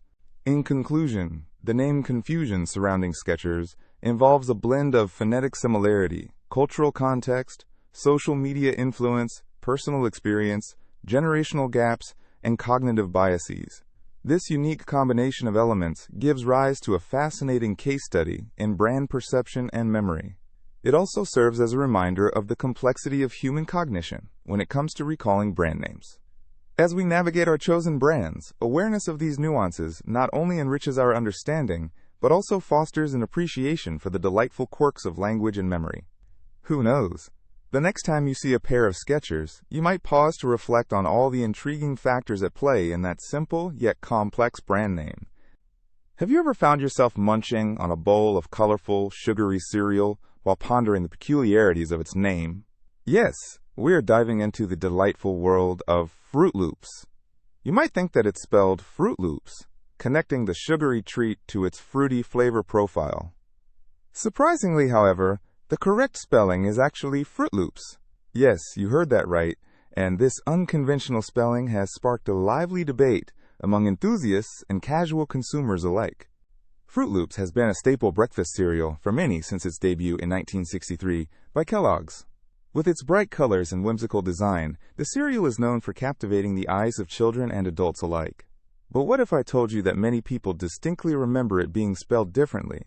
Here lies the crux of our discussion, the Mandela effect. The Mandela effect is a fascinating phenomenon where a large group of people recalls an event, a detail, or in this case, a brand name, differently than how it actually occurred. The term was coined by Fiona Broome after she discovered that she, along with many others, falsely remembered Nelson Mandela dying in prison in the 1980s. This strange collective misremembering extends to various facets of popular culture, including, surprisingly, the spelling of our beloved cereal. When you break down the childhood memories associated with Froot Loops, you might find that the visual representation of the loops themselves contributes to this confusion. The name seems to elicit a natural sense of connection to the idea of fruit, suggesting that it would make more sense to spell it in the traditional manner. After all, fruit is the actual flavor, right? The clever marketing strategy employed plays a big part too. The cereal's bright colors and sugary taste are irresistibly appealing, and yet, the name evokes a parallel that simply doesn't match up to what is presented visually. A study conducted on the Mandela effect reveals just how widespread this specific memory is. Many people, upon hearing or seeing Fruit Loops, are met with surprise and skepticism, as if they were discovering a hidden truth. It leads to fascinating discussions about perception, memory, and our inherent tendency to create narratives that align more smoothly with our experiences. This cognitive dissonance shines a light on how our minds can sometimes bend reality, creating a whimsical, yet perplexing tapestry of collective memories. To dive deeper, let's consider the playful name, Fruit Loops. The choice of spelling serves a dual purpose. It not only gives a catchy, fun twist to the name, but it also highlights the artificial fruit flavors used in the cereal. Marketing experts have long argued that the misspelling appeals to children by adding a layer of whimsy and joyfulness, and it certainly seems to have succeeded. The vibrant hues of red, blue, green, and yellow not only enhance the visual appeal of a breakfast table, but they also create an expectation of an exciting taste experience. It makes sense that, even in the confusion over the spelling, people remember the images and flavors long after the last bite. Another dimension of the debate stems from linguistic and phonetic variations. The sound of fruit has an almost onomatopoeic quality, making it reminiscent of the fun and energetic nature of breakfast time. While fruit resonates with healthiness and nutrition, fruit captures the joy and indulgence associated with childhood snacks. This slight alteration in phonetics creates a lasting impact, giving rise to nostalgia and whimsy. The vibrant world of fruity cereal becomes a backdrop for young imaginations, leading to stories and memories filled with joy. Now, let's not forget the role of marketing and advertising over the decades. The colorful mascots, like Toucan Sam, have helped cement the brand firmly within the minds of consumers. His upbeat personality and adventurous spirit encourage kids to explore the realm of fruity flavors. Each commercial evokes cheerful imagery and engaging storylines, reinforcing the connection between fun-filled mornings and the peculiar spelling of the cereal's name. These factors intertwine with our memories, leading many to misremember the name in various delightful ways. Interestingly, even celebrity endorsements and references within pop culture have contributed to the confusion. When phrases akin to Fruit Loops or direct references to the cereal pop up in films, television, or music, it's easy to join in on the nostalgia and form a collective memory that doesn't align with the real spelling. As individuals share their experiences, they unknowingly perpetuate the confusion, igniting spirited debates around breakfast tables, forums, and social media. Fruit Loops, with its whimsical spelling and incredible marketing strategies, holds a special place in our hearts and in the annals of cereal history. The joy of discussing the peculiarities of its name and exploring the Mandela effect that surrounds it serves not only as a fun journey into memory, but also as a reminder of how language, branding, and collective experiences shape our realities. So the next time you enjoy your bowl of Fruit Loops, take a moment to appreciate the whimsy of its fascinating name. Embrace the curiosity that has ensued from its peculiar spelling and the delightful conversations it sparks in a world where memories can be as colorful as the cereal itself. In the end, it isn't just about how we spell it, but rather the joyful moments it brings to our lives.